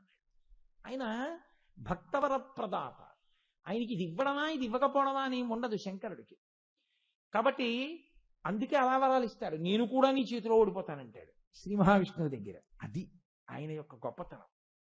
కాబట్టి అలాగే నేను నా తేజస్సు నా యందే నిక్షేపిస్తాను అన్నాడు. అని ఆయన అన్నాడు, నేను 100 దివ్య సంవత్సరములు పార్వతీదేవితో క్రీడించి ఉన్నాను కాబట్టి నా యందున్న తేజస్సు తన స్థానాన్ని విడిచిపెట్టేసింది.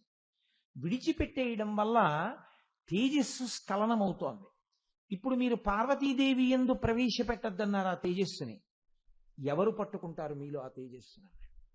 ఇప్పుడు వీళ్ళకి హఠాత్ ప్రశ్న వచ్చింది. వాళ్ళన్నారు, యత్తేజ క్షుభితం ఏతత్తరా ధరయిష్యతి, ఏదైనా భరించేది అనేటప్పటికీ వాళ్ళకి గుర్తొచ్చింది భూమి. ఆవిడ భరిస్తుందిగా అన్నీని. అయ్యబాబోయ్ శివతేజస్సు మేమెక్కడ భరించగలం? తన స్థానము నుండి కదిలిపోయి పడుతున్నటువంటి శివతేజస్సుని భూమి పట్టుకుంటుందా? భూమి మీద వదిలేయండి అనేటప్పటికీ భూమి అంది అలాగే పట్టుకుంటారు. బ్రహ్మగారితో సహా ఉన్నారు అక్కడ.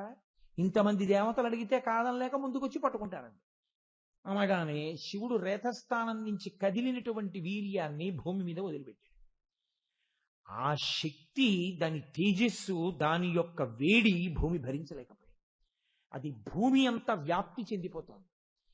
ఆ వేడి తట్టుకోలేక ఆవిడ బ్రహ్మగారిని ప్రార్థన చేసింది, అయ్య బాబోయ్, అసలు నా స్వరూపం ఉండదు, నేను దగ్ధమైపోతాను, ఈ శివ తేజస్సు నేను పట్టుకోలేదండి. వాళ్ళన్నారు, ఎందుకు పట్టుకోలేకపోతున్నావు అన్నారు. అపారమైన వేడి అంది ఆవిడ. అంటే వాళ్ళన్నారు, అంత వేడి కలిగినదైతే వేడిలోకి వదిలి, ఆ వేడి రక్షిస్తుంది. కాబట్టి తతో దేవా పునరిదమూత మూతశ్చాద హుతాశనం, అగ్నిహోత్రుల్లోకి విడిచిపెట్టు అన్నారు. ఇప్పుడు అగ్నిహోత్రుడు ఏం చేశాడంటే శివ తేజస్సుని తాను తీసుకుని తన యందు అట్టె పెట్టుకున్నాడు.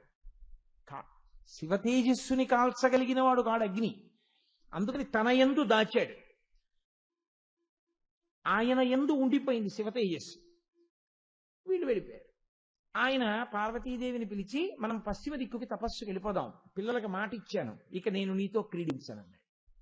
ఆవిడంది, ఎంత తప్పు పని చేశారా మీరు, ఆది దంపతులం, ఎంత ఆది దంపతులమైనా నేను ఆడదాన్ని, నాకు మాతృత్వమునందు కాంక్ష ఉండదా, తల్లిని కావాలని ఉండదా, నా భర్త తేజస్సు పట్టుకోవడానికి నా ఒక్కదానికి అర్హత, మీరు ఇంకేమైనా అడగచ్చు మా ఆయన దగ్గర నుంచి కోరికలు, ఆయన తేజస్సు మీరు భరిస్తానని అడగకూడదు, అది నా హక్కు. భూమి ఎవరు అలా పట్టుకోవడానికి? అసలు ఎంత ధైర్యంతో ముందుకొచ్చి నా భర్త తేజస్సు ఆమె పట్టుకుంది. కాబట్టి ఆవిడంది వెంటనే పార్వతీదేవి, అడగడానికి మీరెవరు, పట్టుకోవడానికి భూమి ఎవరు? కాబట్టి నేను ఇప్పుడే శాపవాక్కు విడిచిపెడుతున్నాను. అపత్యం స్వేషు దారేషు యస్మాన్నోత్పా ధరశిధా, ఇక నుంచి దేవతలకు తమ భార్యల యందు బిడ్డలు కలగకుండుగాక. యస్మాన్నోత్పాదయిష్యథ, నీకు భార్యల యందు సంతానమును ఉత్పత్తి చేయగలిగిన స్థితి ఉండదు, దేవతలకి బిడ్డలు పుట్టరు. 33 కోట్ల దగ్గర దేవతల సంఖ్య ఆనాడే ఆగిపోయింది. అందుకే ఇక పిల్లలు లేరు, ఆ అంకె పెరగదు. ఎప్పుడూ 33 కోట్లే ఎందుకుంటుందంటే పార్వతీదేవి శాపం. నాకు బిడ్డలు కలగకుండా మా ఆయన తేజస్సు నాలో ప్రవేశించకుండా చేశారు కాబట్టి మీ ఎవ్వరికీ కూడా మీ తేజస్సు వలన మీ భార్యలు గర్భములు ధరించకుందురుగాక. దేవతలకు అయిపోయింది వడ్డన. భూమి వంక చూసింది, నువ్వు కదు పట్టుకున్నావు, నా భర్త తేజస్సుని నువ్వు పట్టుకున్నావు కాబట్టి నీకు నేను శాపవాక్కు విడిచిపెడుతున్నాను. ఇక నుంచి నువ్వు ఏమవుతావో తెలుసా, ఏకకాలమునందు బహుభార్యా భవిష్యసి.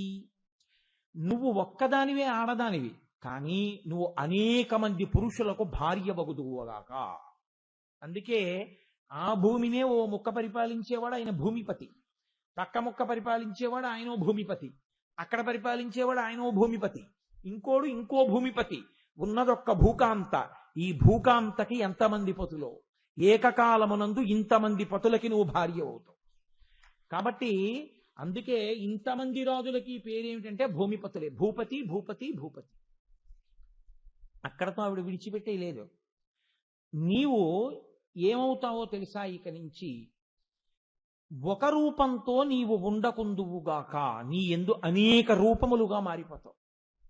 అందుకే ఒక చోట సస్యశ్యామలమైనటువంటి భూమి, ఒక చోట పర్రనేల, ఒక చోట ఎడారి.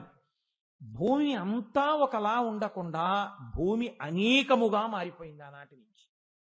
కాబట్టి అవనేనైక రూపత్వం బహుభార్యా భవిష్యసి.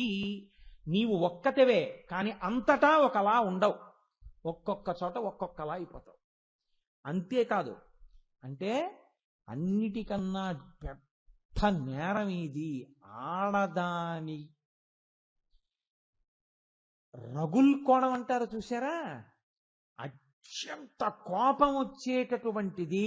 ఇంకా ఏ శాపవాక్కు విడిచిపెడుతోందో కూడా చూడడానికి వినడానికి లెక్క కట్టలేనంత కోపం వచ్చేది ఎప్పుడంటే, ఆమెకే ఉన్న అధికారాన్ని వేరొకరు పొందుదాం అనుకుంటే అప్పుడు హద్దు తప్పిపోతుంది, భయంకరమైన వ్యగ్రత కలుగుతుంది.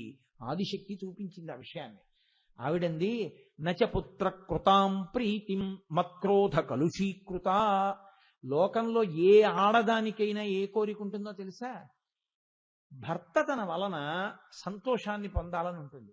నీకు భర్తలు సంతోషాన్ని పొందుతారు, అంతకన్నా నీచం ఇంకోటి లేదు. ప్రపంచంలో ఏ ఆడదైనా ఏం కోరుకుంటుందంటే కొడుకు పనికి మాలిన వాడైనా ఏమనుకోదు, కానీ కొడుకే మళ్ళీ భర్త అయిపోతే అంతకన్నా దారుణం ఇంకోటి లేదు. నీ విషయంలో ఏమవుతుందో తెలుసా? నీ కొడుకులు నీకు భర్తలు అవుతుంటారు. అందుకే భూమిపతి, రాజుగారు భూపతి, రాజుగారి కొడుకు ఆయన శరీరం పడిపోయిన తర్వాత పట్టాభిషేకం చేస్తే ఆయన భూమిపతి. అప్పుడు కొడుకు మళ్ళీ ఆవిడికి భర్త అయ్యాడా లేడా? కాబట్టి నీకు కొడుకులు భర్తలు అవుతారు. ఇంకింతకన్నా దారుణమైన వ్యవస్థ ప్రపంచంలో ఎవరికీ ఉండదు. కాబట్టి అనేక రూపములు పొందుతావు, అనేక మంది భర్తల్ని పొందుతావు, కొడుకులు భర్తలవుతూ ఉంటారు. కాబట్టి నచపుత్ర కృతాం ప్రీతిం మత్క్రోధ కలుషీకృత. నాకు కొడుకులు నాకు బిడ్డలు పుట్టకుండా చేశావు కాబట్టి నచపుత్ర కృతాం ప్రీతిం, నీకసలు నీ బిడ్డల వలన సుఖమన్న మాట లేకుండుగాక.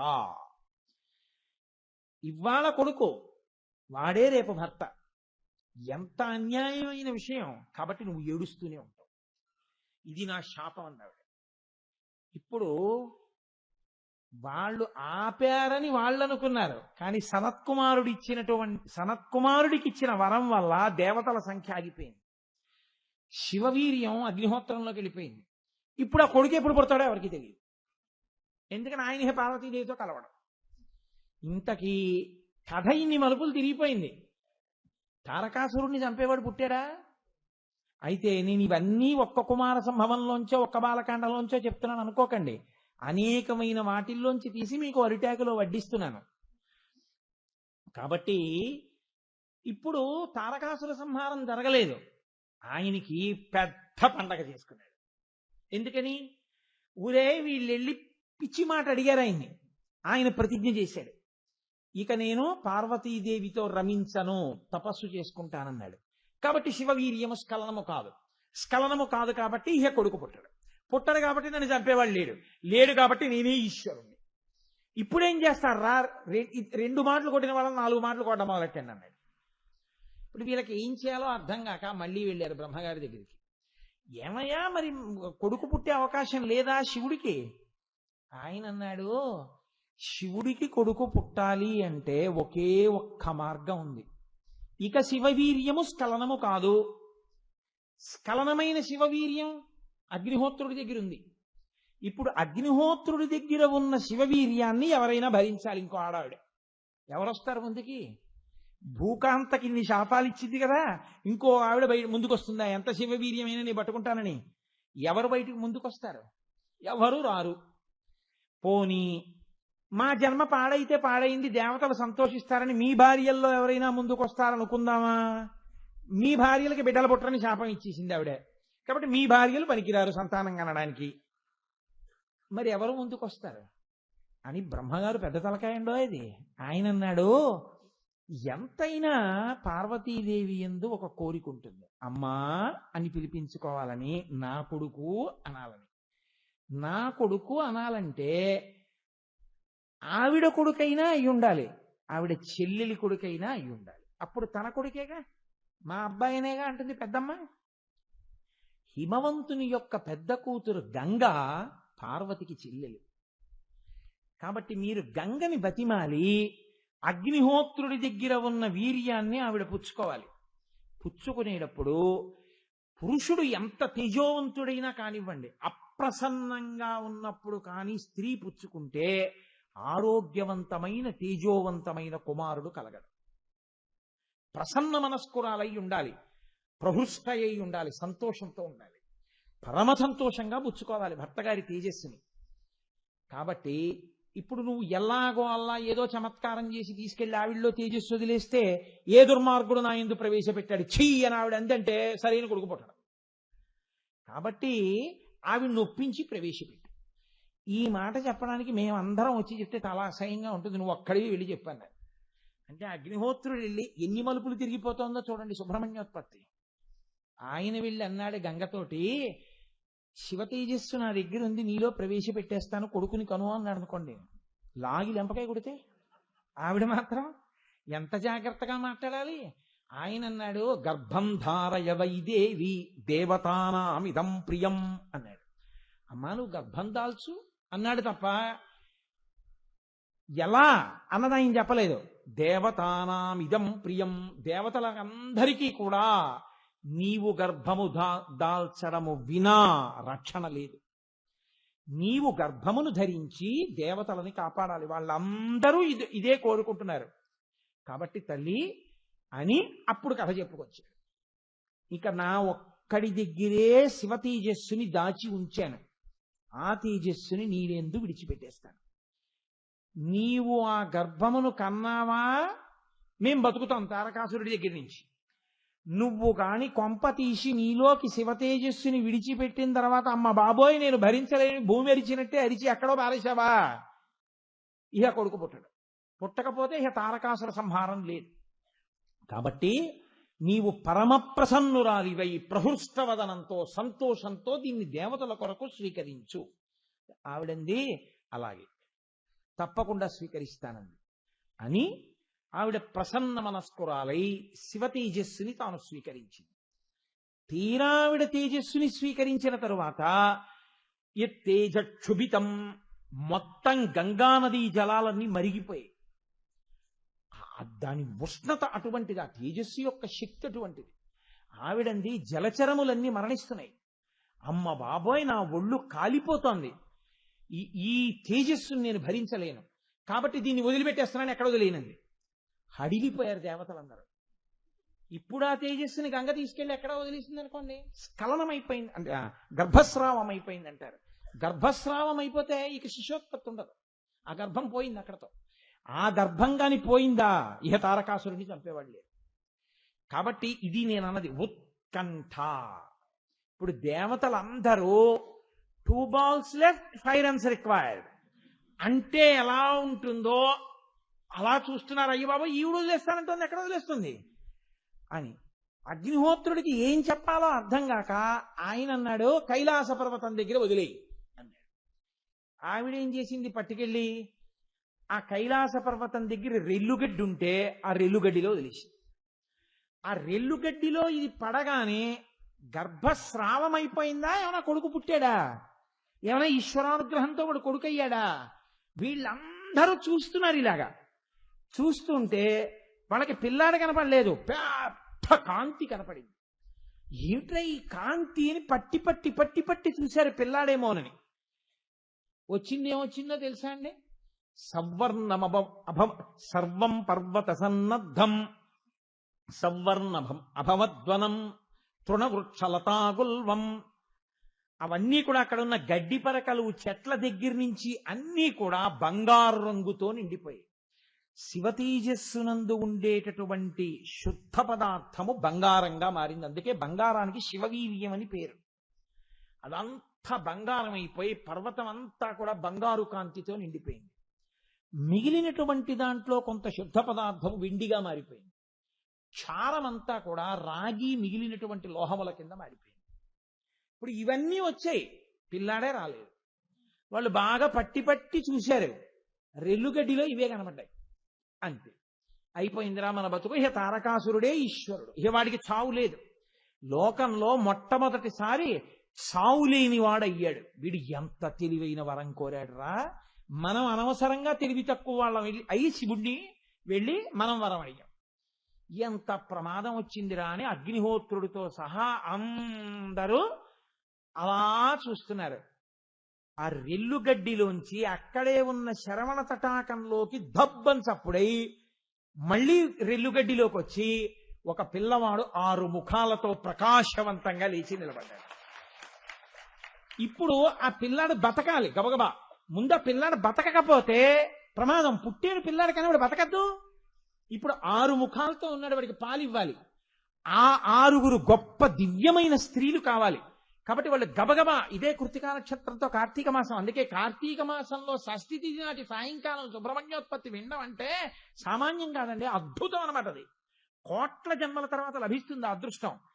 కాబట్టి ఇప్పుడు వాళ్ళు 6 ముఖాలతో ఉన్నవాడికి పాలు ఇవ్వాలి. వెంటనే వాళ్ళు కృత్తికల్ని పిలిచారు. వాళ్ళు కన్యకా స్వరూపాలు, అమ్మవారి స్వరూపాలు అవి. అందుకే కృత్తికతో చంద్రుడు కుడితే కార్తీకం వస్తుంది. కాబట్టి ఇప్పుడు ఆ కృత్తికల్ని పిలిచి మీరు పాలు ఇవ్వండి అన్నారు. అంటే వాళ్ళు అన్నారు మేమేమో ఏమి ఎందుకు ఇవ్వరు, ఆ పిల్లాడికి ఏమైనా అయిపోతే దేవతలందరం దెబ్బతింటాం కదా. మేము కష్టపడి పాలిచ్చాక ఈ పిల్లాడు బతికితే పార్వతీదేవి నా కొడుకు అంటుంది, గంగాదేవి నా కొడుకు అంటుంది, అగ్నిహోత్రుడు నా కొడుకు అంటాడు, శివుడు నా కొడుకు అంటాడు. పనికి మాలిన వాళ్ళం మేమే పాలిచ్చి బతికించి.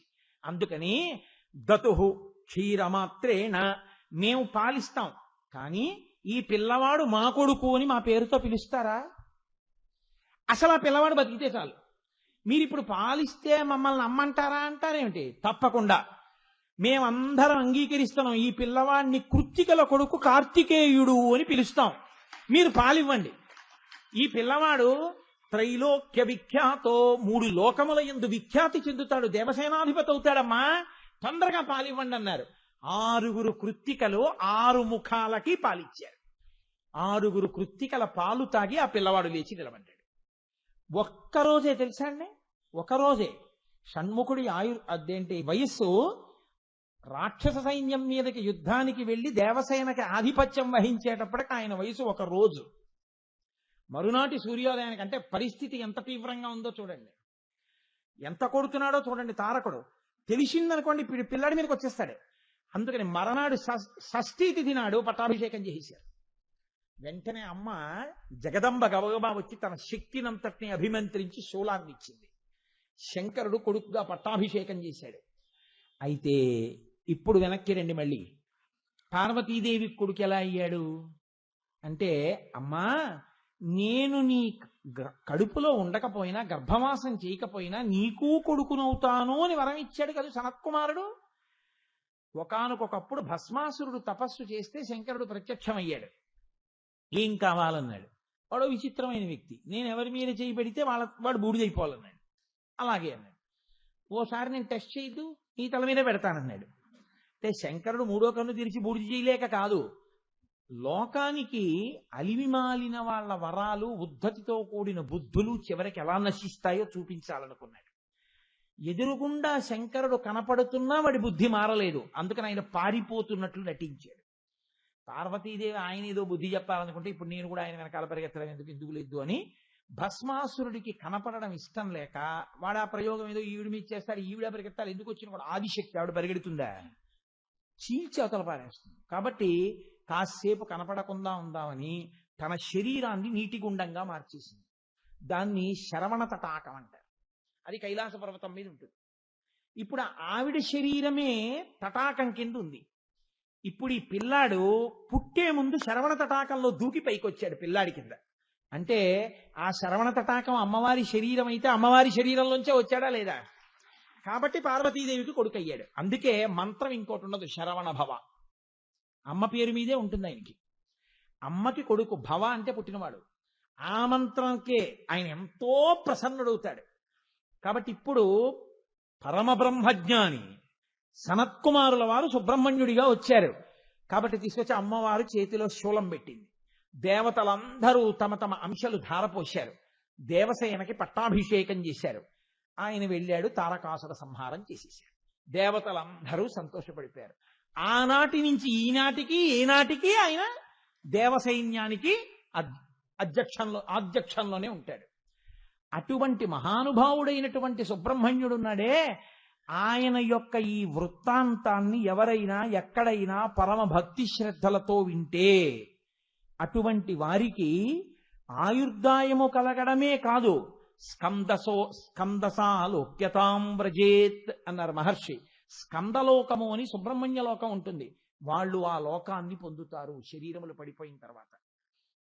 అంతటి మహానుభావుడు సుబ్రహ్మణ్యుడు. ఆయన పంచభూతములకు అధిపతి.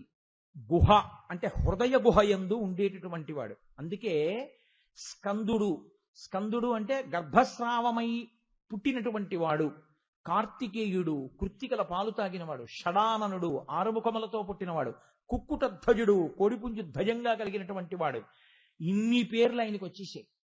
అటువంటి సుబ్రహ్మణ్యుడు పంచభూతములకు అధిపతిగా ఉంటాడు పరబ్రహ్మంగా. అందుకే ఆయన బ్రహ్మణ్యుడు కాడు, సుబ్రహ్మణ్యుడు. తండ్రికి తల్లికి తగిన కొడుకు, నీలిమేఘం మీద మెరుపు తీగ, అటువంటి వాడు. అందుకే అంత అందం. మీరు చూడండి, అసలు సుబ్రహ్మణ్యుణ్ణి చూస్తే ఇప్పటికీ నా బలహీనత ఏమిటో తెలుసా అండి?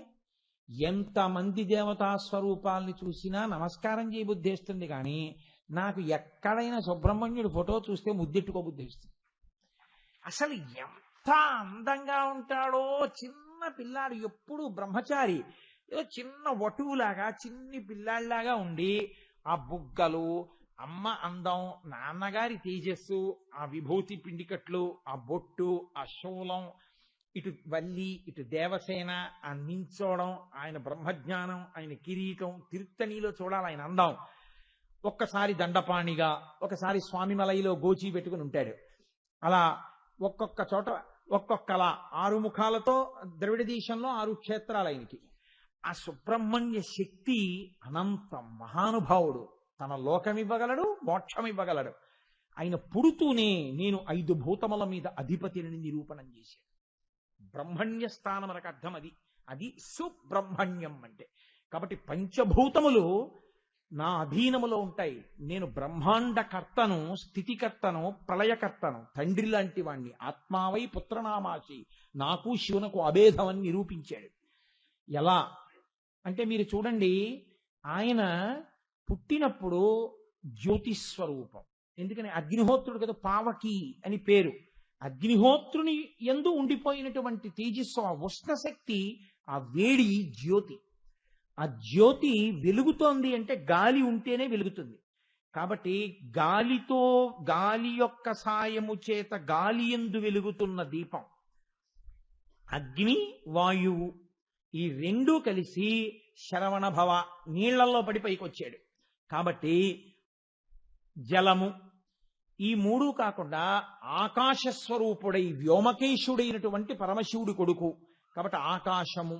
ఆయన ఎప్పుడు సాధారణంగా సుబ్రహ్మణ్యుడి యొక్క క్షేత్రాలన్నీ కూడా, ప్రసిద్ధ క్షేత్రాలన్నీ కొండ కొమ్ము మీదే ఉంటాయి. అందుకని ఆయన పృథివీతత్వం ఉన్నవాడు. కాబట్టి పృథివీ, ఆపస్, తేజో, వాయు, ఆకాశములు 5ంటిని అధిగమించినవాడు అని పుట్టుకయందు నిరూపించినవాడు సుబ్రహ్మణ్యుడు. అంతటి మహానుభావుడై ఆయన ఈ దేశంలో 2 సార్లు అవతార స్వీకారం చేశారు. ఒకసారి కుమారిల భట్టుగా వచ్చారు. శంకర భగవత్పాదుల కన్నా ముందొచ్చింది అవతారం. నాన్నగారు శంకరాచార్యుల వారిగా వెడుతున్నారు. ఈ లోపల దేశంలో కర్మ మార్గాన్ని ప్రచారం చేసి వేదము యొక్క గొప్పతనాన్ని కర్మ మార్గంగా నిలబెడదామని వచ్చారు. ఆయన అవతారం వచ్చేటప్పటికీ దేశమంతా బౌద్ధమత వ్యాప్తిలో ఉంది. వేదం యొక్క ప్రమాణాన్ని అందరూ మరిచిపోతున్నారు. అందరూ బౌద్ధమతావలంబకులైపోతున్నారు. అటువంటి సమయంలో ఆయన బౌద్ధమతాన్ని ఖండించడానికి, అసలు బౌద్ధమతంలో ఏముందో తెలుసుకుంటే కదా ఖండించడం. ఏమీ తెలియకుండా మైకట్టుకుని పిచ్చల్లరి చేయడం కాదు, ముందు తెలుసుకుని ఖండించాలి. అది తెలుసుకోవడం అంటే. కాబట్టి ముందు బౌద్ధుల దగ్గర ఉండేటటువంటి గురువుల దగ్గర చేరారు. కానీ ఆయనకి సనాతన ధర్మం మీద మక్కువ. వాళ్ళకి తెలియకుండా కర్మానుష్ఠానం చేస్తుండేవారు. ఆఖరికి బౌద్ధులు పసిగట్టారు, ఈయన మన దగ్గర తెలుసుకుని మన మతాన్ని ఖండించబోతున్నాడు అని. వాళ్ళు ఏం చేశారంటే ఆయన్ని పైకి తీసుకెళ్లి ఒక మేడ యొక్క పై అంతస్తులోంచి కిందకి తోసేశారు. ఆ కుమరిల భట్టు కింద పడిపోతున్నాడు. పడిపోతూ ఆయన అన్నాడు, వేదము యొక్క ప్రమాణము సత్యమైతే నాకు మరణము కలుగకుండుగాక అన్నాడు. ఆ పై అంతస్తు నుంచి కింద పడిపోయి బతికారు. కానీ కంట్లో రాయి గుచ్చుకుని దెబ్బ తగిలింది. ఆయన వెంటనే అడిగారు, నేను బ్రతికాను, వేదము ప్రమాణం, కానీ నా కంటికి దెబ్బ ఎందుకు తగిలింది అని అడిగారు. అంటే వేదం అశరీరవాణిగా పలికింది. వేదమే ప్రమాణము కనుక, వేదమే సత్యము కనుక నేను బతుకుతానని నువ్వు అని ఉంటే నీకు దెబ్బ తగిలేది కాదు. వేదము సత్యమైతే అని చిన్న అనుమాన స్పర్శ పెట్టావు, అందుకని బ్రతికావు, కన్ను దెబ్బతిందంది వేదం. అది మన వేదము యొక్క గొప్పతనం.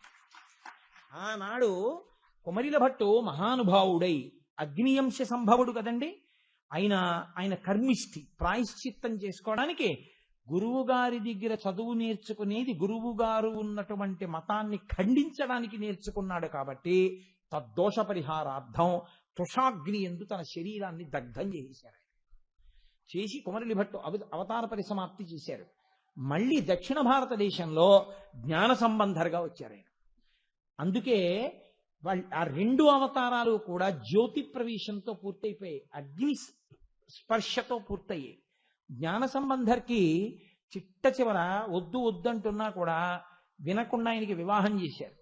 వివాహం చేస్తే ఈ సంసారం ఇవి అన్ని నాకెందుకు అని ఆయన పరమశివుడి యొక్క ఆలయంలో నాకు పెళ్లి చేయమన్నాడు. పెళ్లి చేశారు. అంతరాలయంలోకి పరమేశ్వరుణ్ణి ప్రార్థన చేస్తూ అలా బంధువుల్ని, భార్యని, కొత్తగా పెళ్ళైన భార్యని రమ్మని లోపలికి వెళ్ళారు. ఆ దీపపు జ్యోతిలోకి జ్ఞాన సంబంధరు, భార్య, బంధువులు అందరూ చివర ఆ జ్యోతిలోకి వెళ్ళిపోయారు. సుబ్రహ్మణ్యుడు జ్యోతి రూపంలో వచ్చి మహాజ్యోతి ఎందు కలిసిపోయాడు. రెండు అవతారముల ఎందు కూడా భగవాన్ రమణుల అవతారం కూడా సుబ్రహ్మణ్యేశ్వర స్వామి వారి అవతారమే అంటారు. అందుకే అక్కడ స్వామిమలైలో ఎలా ఉంటాడో గోచి పెట్టుకుని భగవాన్ రమణులు కూడా అలాగే ఉంటారు అంటారు పెద్దలు. సుబ్రహ్మణ్యుడు కదండి, అందులో అనుమానం ఏమీ లేకపోవచ్చు, అంతటి మహాపురుషుడే. కాబట్టి ఈ దేశంలో సుబ్రహ్మణ్యేశ్వర స్వామి వారి ఆరాధన, సుబ్రహ్మణ్యేశ్వర స్వామి వారి యొక్క అనుగ్రహము పొందని వారు లేరు. మనకి పురాణములు ఘోషిస్తున్నాయి. ప్రత్యేకించి సుబ్రహ్మణ్యేశ్వర స్వామి వారి యొక్క సహస్రంలో ఒక నామం ఉంది ఆయనకి, వంశవృద్ధికారకాయ నమో నమః. ఆయన సంతాన ప్రదాత. ఎంత అపత్య దోషం ఉన్నవాళ్ళు కూడా సుబ్రహ్మణ్యేశ్వర స్వామి వారి అనుగ్రహం కలిగితే మాత్రం తప్పకుండా సంతానమును పొందుతారు.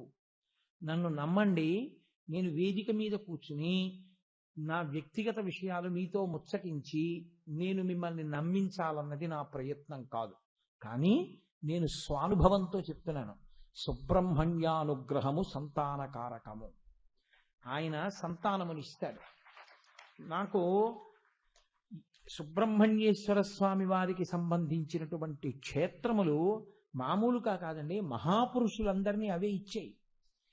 చంద్రశేఖరేంద్ర సరస్వతి మహాస్వామి వారు సన్యాసాశ్రమ స్వీకారానికి ముందు ఆయన తెలిసో తెలియకో స్నానం చేసింది కుమారకోష్టంలోనే, కామాక్షి అమ్మవారి గుడిలో. అందున కాంచీ క్షేత్రానికి ఉన్న గొప్పతనం ఏమిటో తెలుసా అండి?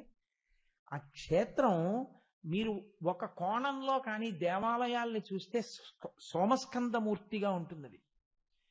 మీకు ఇక్కడ ఏకాంబరేశ్వరుడు, కుమారకోష్టం, కామాక్షి, 3 గుళ్ళు అలా ఉంటాయి. దానివల్ల సోమస్కందుడు అంటారు. సోమస్కందుడు అంటే ఒకనకొకప్పుడు ఒక రాజుగారి కల్లోకి వచ్చి చెప్పాడు ఆయన. అప్పుడే కపిలతీర్థంలో సోమస్కందుడు వచ్చాడు తిరుపతిలో.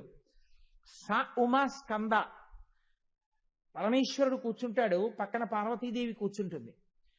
మధ్యలో వాళ్ళిద్దరి తొడల మీద సుబ్రహ్మణ్యుడు చిన్న పిల్లాడి రూపంలో ఆడుకుంటూ ఉంటాడు. మీకు నేను ఒక ఉదాహరణ చెప్పాలంటే, నా భార్య వచ్చి ఇక్కడ నా పక్కన కూర్చుంది అనుకోండి, మేమిద్దరం ఇలా కూర్చుని ఉంటే మా ఇద్దరి యొక్క తొడల మీద నా కొడుకు కూర్చుని ఉన్నాడు అనుకోండి ఆడుకుంటూ, చిన్న పిల్లాడి రూపంలో ఆడుకుంటున్నప్పుడు వాడు ఇటు తిరిగి చూస్తే నేను కనబడతాను, ఇటు తిరిగి చూస్తే వాళ్ళ అమ్మ కనబడుతుంది. అప్పుడు వాడికి ఇంకంతకన్నా సంతోషం ఏముంటుంది? వాడు అమ్మతోటి నాన్నగారితోటి, అమ్మతోటి నాన్నగారితోటి ఆడుకుంటుంటాడు కదా. అలా ఇంత బ్రహ్మజ్ఞానం ఉన్నవాడు తల్లితో తండ్రితో ఆడుకుంటూ ఇలా చేతులెత్తి ఆడుకుంటున్న పిల్లవాళ్లే ఉంటాడు. అలా ఆడుకుంటూ పార్వతీ పరమేశ్వరుల తొడ మీద కూర్చున్నటువంటి సోమస్కందమూర్తిని చూస్తే పిల్లలు రక్షింపబడతారు. కాంచీపురంలో ఏకాంబరేశ్వర, కామాక్షి క్షేత్ర, కుమారకోష్టాలు సోమస్కందుడిగా వెలిసి ఉంటాయి 3. అందుకే అసలు ఆ క్షేత్రమే సోమస్కంద క్షేత్రం. కాంచీపురంలోకి వెడితే బిడ్డలు రక్షింపబడతారు. అందుకే కాంచీపుర ప్రవేశం మీ సంకల్పం వల్ల జరగదు, అమ్మవారి అనుగ్రహం ఉంటేనే రాణిస్తుంది. అందుకే కాంచీపురం ఇంతమంది వస్తారు అని మీరు నిర్ణయం చెయ్యలేరు. మీరు అనుకోవడమే కానీ కామాక్షి అనుగ్రహం ఉన్న వాళ్ళని అడుగు పెట్టనిస్తుంది. ఎందుకో తెలుసా? అది మోక్షపురి. పైగా ఉత్తర భారతదేశానికి మోక్షపురులు చాలా ఉన్నాయి, దక్షిణాన్ని లేవు. అదొక్కటే మోక్షపురి. అయోధ్య, మధుర, మాయా, కాశీ, కాంచి, అవంతిక, పురి, ద్వారవతి చైవ సప్తైతే మోక్షదాయక. 7టిలో దక్షిణాన ఉన్న ఒకే ఒక మోక్షపురి కాంచీపురం. అటువంటి కంచిలో సోమస్కంధమూర్తిగా ఉంటాయి 3 దేవాలయాలు. మహానుభావుడు సుబ్రహ్మణ్యుడు. ఆయన గొప్ప జ్ఞానప్రదాత, సంతాన ప్రదాత, సంతానము యొక్క ఆరోగ్య ప్రదాత, సంతానము యొక్క ఆయుష్య రక్షకర్త. ఆయన రక్షకుడు. ఆయుర్దాయాన్ని రక్షిస్తాడు. పిల్లలకి ప్రమాదం రాకుండా కాపాడగలిగినటువంటి గొప్ప శక్తి స్వరూపుడు. అనేకమైన సుబ్రహ్మణ్య క్షేత్రాలు ఉన్నాయి మనకి. నాకు ప్రత్యేకించి విశేషమైనటువంటి భక్తి కలిగిన క్షేత్రం మనకి పక్కనే ఉంది. మల్లవరం అని, పాముల మల్లవరం అంటున్నారు ఇవాళ. ఆ గొల్లప్రోలు దాటిన తర్వాత చేబ్రోలు దగ్గర కుడి చేతి పక్కకి తిరిగి లోపలికి వెడితే పావుల మల్లవరం అంటారు. మహానుభావుడు ప్రత్యక్ష సుబ్రహ్మణ్యుడై పెద్ద పాము ఇంత పడగుంటుంది. ఈ 2 మైకులు ఇక్కడ వరకు పెడితే ఎంత పడగో అంత పడగ. ప్రతిరోజు ఎదురుగుండా ఉన్న కోనేట్లోకి వెళ్ళి స్నానం చేసి వచ్చి శివలింగాన్ని చుట్టుకుని పడుకుని ఉండేవాడు ఆయన. వెళ్ళి సంతానం లేని వాళ్ళు ప్రార్థన చేస్తే సంతానం కలిగేది. ఆయన్ని చాటలో పెట్టి తీసుకొచ్చేవారట. నేను ప్రత్యక్షంగా చూడలేదు. నాకు ఎలా తెలిసింది అన్న విషయాన్ని నేను సభాముఖంగా చెప్పాలని ఇష్టపట్టలేదు. చాటలో తీసుకొచ్చేవారట. తీసుకొస్తే పసిపిల్లల్ని ఆయనకి తగిలించేవారు. ఆయన ఏమీ అనేవారు కాదు. ఆ మల్లవరం క్షేత్రంలో సంగీత విద్వాంసులు కచేరీ చేస్తుంటే ఆ శివలింగాన్ని విప్పుకుని ఆయన ప్రీతి చెందితే ఆయన పాకుతూ వచ్చి పుష్పమాలిక కింద తనంత తాను అలంకారమై మళ్ళీ విప్పుకుని వెళ్ళిపోయి శివలింగాన్ని చుట్టుకునేవారు. మహానుభావుడు అలా చాలా కాలం ఉండి ఉండి ఉండి ఉండి ఇప్పటికీ ఆయన మూర్తులు ఉన్నాయి అటువంటివి. ఆయన ఒకానొక సమయంలో ఒక ప్రత్యేక పరిస్థితిలో తన శరీరాన్ని విడిచిపెట్టేశారు. అలాగే ఆయన అక్కడ ప్రతిష్ఠ చేశారు. ఆయన మహానుభావుడు. ఇవాల్టి షష్ఠి నేను కార్తీక బహుళ షష్ఠి నాడు ఉపన్యాసం చెప్తున్నాను. వచ్చే షష్ఠి మార్గశిర శుక్లపక్ష షష్ఠి సుబ్రహ్మణ్య షష్ఠి. ఆ సుబ్రహ్మణ్య షష్ఠి నాడు మల్లవరం సుబ్రహ్మణ్యేశ్వర స్వామి దేవాలయం వెనకాతల నిస్సంతువులు అనగా బిడ్డలు లేని వారిని పడుకోమంటారు. వాళ్ళు పడుకుని కొద్దిగా కునుకు పట్టి మళ్ళీ మెలక వచ్చిన తర్వాత వెళ్ళిపోతారు. వాళ్ళు వచ్చే సంవత్సరం ఒళ్ళో పిల్లాడితో వచ్చి మొక్కు తీర్చుకుంటూ ఉంటారు. నేను ఒక సుబ్రహ్మణ్య షష్ఠికి అక్కడ ఉపన్యాసానికి వెళ్ళానో లేకపోతే ఏదో దర్శనానికి వెళ్ళానో నాకు స్పష్టంగా జ్ఞాపకం లేదు. కానీ నేను అలా పసిపిల్లలతో వచ్చినటువంటి తల్లిదండ్రుల్ని నేను చూశాను. ఎందుకంటే ఆ మల్లవరం దేవస్థానాన్ని నిర్వహించేటటువంటి భాగ్యాన్ని పొంది పరమభక్తి కలిగినటువంటి కుటుంబాలతో నాకు బంధుత్వం ఉంది.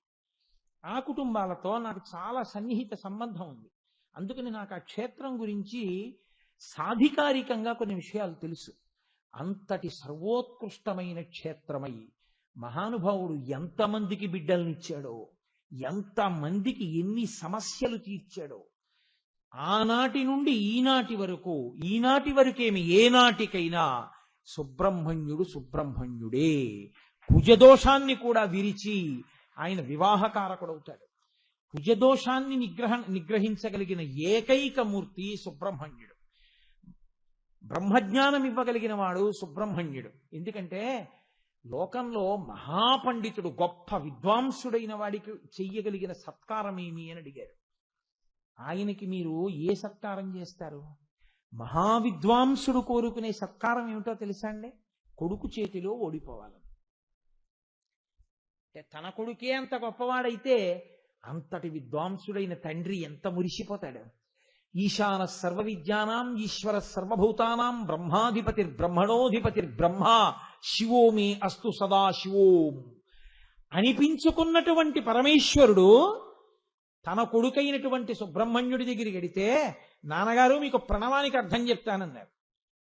అసలు ప్రణవస్వరూపుడే పరమేశ్వరుడు. ఏమిట్రా నువ్వు నాకు ప్రణవానికి కొత్త అర్థం చెప్పగలవా? సాధికారికంగా చెప్తాను నాన్నగారు, చెప్పు. వినేవాడు కిందకు ఉండాలి కదూ, కూర్చోండి చెప్తాను. అని కుడి చెవిలో ప్రణవానికి సంబంధించినటువంటి విశేషార్థ వివరణం చేశాడు ఆయన. ఎన్నో మాటలు ఉపన్యాసాలు చెప్పినా ఒక శ్లోకానికి ఎప్పుడూ ఒకలా చెప్పడమే కానీ ఇలా కూడా వస్తుందనుకోని తండ్రికి కొడుకు, నాన్నగారు ఆ శ్లోకాన్ని అలా చెప్తున్నారు కానీ ఇలా కూడా వస్తుంది అర్థం అన్నాడు అనుకోండి, తండ్రి ఎంత మురిసిపోతాడో, నా కొడుకు ఎంత గొప్ప విద్వాంసుడయ్యాడని. అలా పరమేశ్వరుడు ఆ రోజున పొంగిపోయాట, నా కొడుకు చేతిలో ఓడిపోయిన నాకన్నా బాగా చెప్పాడు ప్రణవార్థమని. పుత్రాదిచ్చేత్ పరాజయం. విద్వాంసుడు కోరుకునేది ఏంటంటే తన కొడుకు చేతిలో ఓడిపోవాలని. పరమేశ్వరుడికి అంత గొప్ప ఆనందాన్ని ఇచ్చిన కొడుకు సుబ్రహ్మణ్యుడు. కాబట్టి మహానుభావుడైనటువంటి సుబ్రహ్మణ్యుడు ఎంత ఆశ్చర్యమో చూడండి. శివాలయ పునర్నిర్మాణం చెయ్యాలి అని కొంతమంది పూనిక వహించి కూర్చుంటే ఇన్నాళ్ళు ఆపి ఆపి ఆపి ఆపి ఇంకొక వారం రోజుల్లో ఉపన్యాసాలు పరిసమాప్తం అయిపోతుండగా సుబ్రహ్మణ్యేశ్వర స్వామి వారి దేవాలయ పునర్నిర్మాణానికి కావలసిన 1,80,000 రూపాయలు నేను ఒక్కడినే ఇచ్చుకుంటాను, అది నా జీవితంలో గొప్ప ఫలితం గురువు గారు, నాకు అది దూరం చెయ్యొద్దు అని వెంటపడి వెంపర్లాడి, చిన్న చిన్న పిల్లలు అంత మొత్తం సాహసం చెయ్యరు, నేను ఇచ్చుకుంటే నా వంశానికి సుబ్రహ్మణ్యుడి రక్ష, నేనేమి రక్షిస్తాను అని పూనికతో నమ్మకంతో ముందుకొచ్చేటటువంటి పిల్లవాడిని తీసుకొచ్చి షష్ఠి తిథి నాడు ఆ ద్రవ్యాన్ని ఇప్పించాడు. అది ఆయన పట్టంటే. అంటే రాబో కాలంలో పునర్నిర్మాణం అవుతున్న శివాలయంలో ఉన్న సుబ్రహ్మణ్యేశ్వర స్వామి వారి దేవాలయం ఎంత శక్తివంతం కాబోతోంది అనడానికి ఇదే ఉదాహరణ. అందుకే ఇంత గొప్ప తిథినాడు చెప్పకుండా దీన్ని వరుస క్రమంలో వెనక్కి పెట్టడం ఎందుకు అని మహాసేన జనక అంటే మహాసైన్యం ఉన్నవాడు, దేవతా సైన్యం ఉన్నవాడు సుబ్రహ్మణ్యుడు, ఆయన తండ్రి పరమశివుడు. ఆ మాట చెప్తే పొంగిపోతాట. కొడుకు వృద్ధిలోకి వచ్చాడనుకోండి, ఆయన కొడుకండి అన్నారనుకోండి, ఆ తండ్రికి ఎంత సంతోషంగా ఉంటుంది. పరమేశ్వరుడికి పొంగు ఉండదు, కుంగు ఉండదు, కానీట సుబ్రహ్మణ్యుడి తండ్రి అండి అంటే మాత్రం అవునండి అని ఇలా పొంగిపోతాట. కాబట్టి అటువంటి సుబ్రహ్మణ్యేశ్వరుడి వృత్తాంతం ఇవాళ చెప్పబడితే నా తల్లిదండ్రులు పార్వతీ పరమేశ్వరులు ఎంత పొంగిపోతారు. పైగా వినాయకుడికి అపారమైన ప్రీతి అన్నగారికి తమ్ముడంటే. ఎందుకో తెలుసా అండి, సుబ్రహ్మణ్యేశ్వర స్వామి తన జీవితంలో తను సాధించుకోలేకపోయింది ఒక్కటే ఉంది. ఏమిటో తెలుసా అండి, వల్లిని పెళ్లి చేసుకోలేకపోయాడు. అంత తొందరగా దొరికేదైతే వల్లి ఎందుకు అవుతుంది? అలా దొరకనిది మహా చక్కటి కుటుంబంలో పుట్టేది కాబట్టే వల్లి అవుతుంది. కాబట్టి వల్లిని పెళ్లి చేసుకుందామని సుబ్రహ్మణ్యుడు వెంపర్లాడాడు. కానీ ఆమె ఆయన వంక చూడ్డానికి కూడా ఇష్టపడకపోతే ఆఖరికి కిరాతుడి వేషం కట్టాడు సుబ్రహ్మణ్యుడు. ఆమె ఏదో ఓ కోయ పిల్లలా తిరుగుతోంది. కిరాతుడి వేషంలో వస్తే చూస్తుందేమో అనుకున్నాడు, ఆమెమీ చూడలేదు.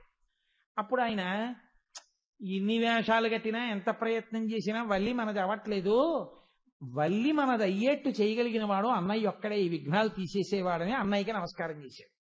వెంటనే వినాయకుడు ఏం చేశాడో తెలుసా అండి, తమ్ముడా నేనుండగా నీకెందుకురా బెంగ అని వెంటనే ఏనుగైపోయి ఆయన పరిగెత్తుకుంటూ వచ్చి వల్లిని తరిమాడు. ఆ వల్లి ఏనుగు వచ్చేస్తోందని పరిగెత్తుకుంటూ వెళ్ళిపోయింది. వెళ్ళిపోవడంలో కిరాత వేషంలో ఉన్న సుబ్రహ్మణ్యుడు వృద్ధ బ్రాహ్మణ వేషంలో నించున్నాడు. ఈ పిల్ల వృద్ధ బ్రాహ్మణుడే కదా రక్షిస్తాడని పరిగెత్తుకెళ్ళి గట్టిగా కౌగిలించేసుకుంది. ఏమిటి ఇలా కౌగిలించుకున్నావు, వదులు వదులంటాడా నీవు తిది అంటే ఆవిడంది వెనక ఏనుగు తరువుకొస్తోంది, అందుకు కౌగిలించుకున్నాను, రక్షించండి రక్షించండి అంది. ఆయన తన నిజస్వరూపాన్ని ప్రకటించాడు. ఏనుగు ఇంకెందుకు తమ్ముడు మరదలో కలిసిపోయిన తర్వాత అన్నగారు వెళ్ళిపోయాడు. అందుకని వినాయకుడు చేసిన పెళ్లి పెద్దన్నయ్య గారు పూనుకున్న తర్వాత పెళ్ళయింది వల్లీ కళ్యాణం. కాబట్టి ఆ కుటుంబంలో వల్లీ దేవసేన సమేత సుబ్రహ్మణ్యుడు ఉన్న చోట గణపతి ఉంటారు కదండి. ఆ గణపతిని చూడగానేట సుబ్రహ్మణ్యుడు, అన్నయ్య నీ వల్లే అన్నయ్య ఇల్లాలతో ఇలా ఉన్నాను అని మురిసిపోతాట. ఇలాంటి కొడుకులురా అని ఆవిడ పొంగిపోతుందిట. ఇలాంటి భార్య అండి అని పరమశివుడు పొంగిపోతాట. ఇలాంటి భర్త అండి అని ఆవిడ పొంగిపోతుందిట. ఇలాంటి తల్లిదండ్రులండి అని పిల్లలు పొంగిపోతారట. ఇలాంటి తల్లిదండ్రులు ఇలాంటి స్వాములునండి అని మనం పొంగిపోతాం కాదు. కాబట్టి ఆ పొంగు ఉంది కాబట్టి షష్ఠి నాడు సుబ్రహ్మణ్యేశ్వర స్వామి వృత్తాంతాన్ని తీసుకొచ్చాడు ఈశ్వరుడు. కాబట్టి మనం ఎప్పుడూ చక్కగా సుబ్రహ్మణ్యుణ్ణి సేవిస్తూ ఆయన అనుగ్రహాన్ని పరిపూర్ణంగా పొంది చక్కగా మన పిల్లా పాపలతో సంతోషంగా ఉండగలిగేటటువంటి స్థితిని వల్లీదేవసేన సహితుడైనటువంటి సుబ్రహ్మణ్యుడు తన యొక్క కారుణ్యధారల చేత మనని అనుగ్రహించుగాక అని స్వామి పాదములు పట్టి నమస్కరిస్తూ ఈ ఉపన్యాసాన్ని ఇవాళ ఇక్కడతో ముగించి రేపు వేరొక నామాన్ని స్వీకరిద్దాం.